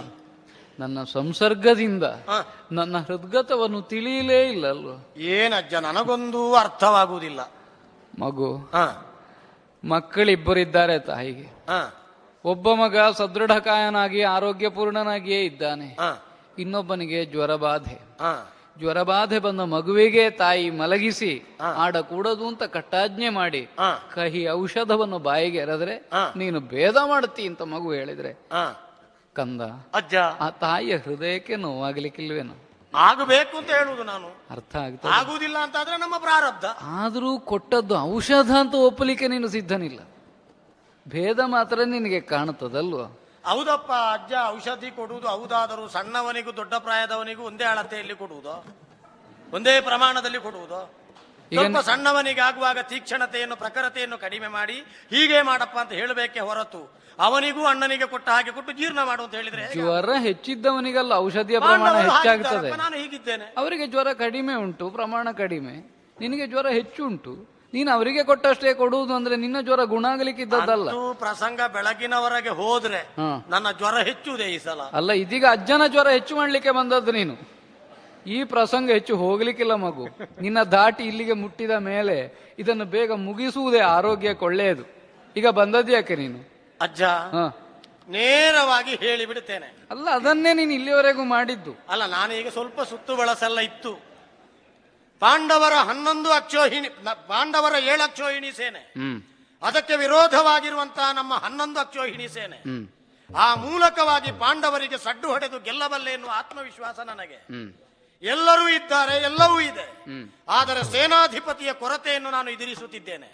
ಅಜ್ಜ, ರಶ್ಮಿವಂತರಾದಂತಹ ತೇಜಸ್ವಿಗಳಿಗೆಲ್ಲ ಹೇಗೆ ಸೂರ್ಯ ಪ್ರಧಾನನೋ, ಔಷಧಿಗಳಿಗೆಲ್ಲ ಹೇಗೆ ಚಂದ್ರನು ಅಧೀಶನೋ, ಹೇಗೆ ಯಕ್ಷರ ಗಣನಕ್ಕೆ ಕುಬೇರನು ಅಧಿಪತಿಯೋ, ಹೇಗೆ ದೇವತೆಗಳ ಸಮೂಹಕ್ಕೆ ದೇವೇಂದ್ರನೇ ಅಧಿಕಾರಿಯೋ, ಹೇಗೆ ದೇವತಾ ಸಮೂಹದ ಸೇನೆಗೆ ಆ ಕುಮಾರನೇ ಆ ಕಾರ್ತಿಕೇಯನೇ ಅಧ್ಯಕ್ಷನೋ, ಹೇಗೆ ಪರ್ವತಗಳಿಗೆ ಮೇರುಗಿರಿಯೇ ಶ್ರೇಷ್ಠವೋ, ಹೇಗೆ ಸರ್ಪಗಳಿಗೆಲ್ಲ ಮಹಾಶೇಷನೇ ಅಧಿಕನೋ, ಹೇಗೆ ಪಕ್ಷಿಗಳಿಗೆಲ್ಲ ಗರುಡನೇ ಅಧಿಕನೋ, ಅದೇ ರೀತಿಯಲ್ಲಿ ಈ ಹೊತ್ತು ನಮ್ಮ ಸೇನೆಗೆ ಮುಂಚೂಣಿಯಲ್ಲಿ ನಿಂತು ಸಮರ್ಥವಾದ ಸಾರಥ್ಯವನ್ನು ಕೊಟ್ಟು ಅಪಾರವಾದಂತಹ ಸಮರವೆನ್ನುವ ಕಡಲಿನ ಕೊನೆಗೆ ಸೇರಿಸುವಂತಹ ಕರ್ತವ್ಯವನ್ನು, ವಿಶೇಷವಾದ ಸಹಾಯವನ್ನು ನೀವು ಮಾಡಬೇಕು ಅಂತ ಕೋರ್ತೇನೆ. ಇಲ್ಲದೇ ಇದ್ರೆ ನಾನು ಪಕ್ಷಪಾತ ಮಾಡ್ತೇನೆ ಅಂತ ಅರ್ಥ. ನಾನು ಮೊದಲೇ ಹೇಳಿದ್ದೇನೆ, ಭೇದ ಉಂಟು ಅಂತ ಅಲ್ವಾ? ಅಷ್ಟು ಮಾತ್ರ ಅಲ್ಲ ಅಜ್ಜ, ಕೊಲ್ಲುವುದೇ.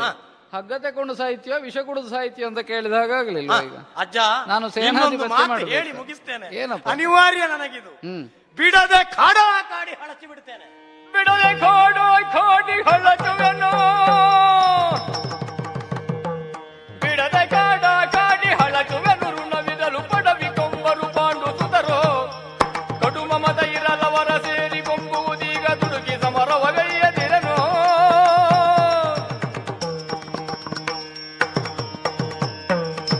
ಅಜ್ಜ, ಮಗು, ಮಹಾ ಸಮರ ಯಜ್ಞಕ್ಕೆ ನಾನು ಪ್ರಯತ್ನಿಸುತ್ತಿದ್ದೇನೆ.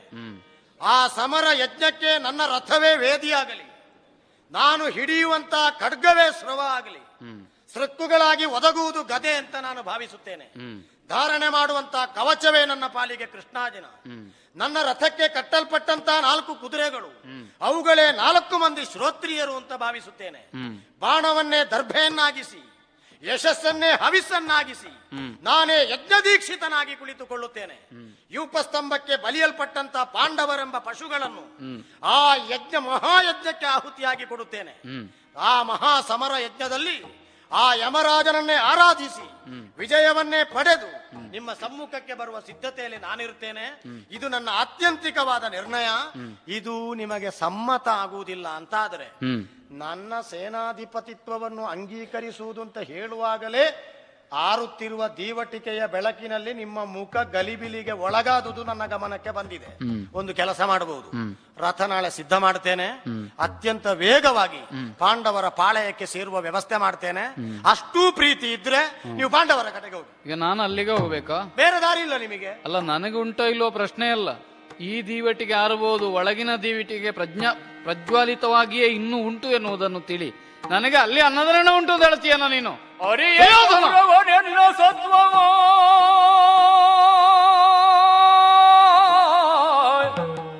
ಅರಿಯ ಕೌರವನೆನ್ನ ಸತ್ವವ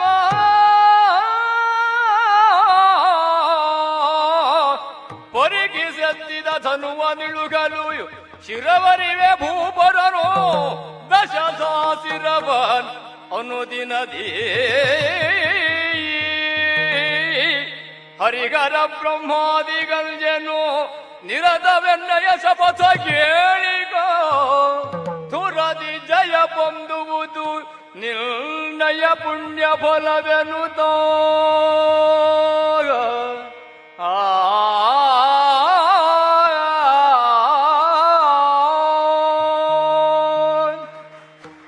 ಕ್ಷತ್ರಿಯ ಸತ್ತಮನಾಗಿ ಬದುಕಿ ಬಾಳಿದವನು ನಾನು. ಸತ್ವ ಎನ್ನುವುದು ಕೇವಲ ಮೈಯಲ್ಲಿ ಮಾತ್ರವಲ್ಲ, ಅಂತರಂಗದಲ್ಲಿಯೂ ಸೂಕ್ತವಾಗಿರುತ್ತದೆ. ಎರಡು ನಷ್ಟವಾಗಿ ಹೋಗಿದೆ ಈ ಅಜ್ಜನಿಗೆ ಅಂತ ತೀರ್ಮಾನ ಮಾಡಿದ ಹಾಗುಂಟು ನೀನು.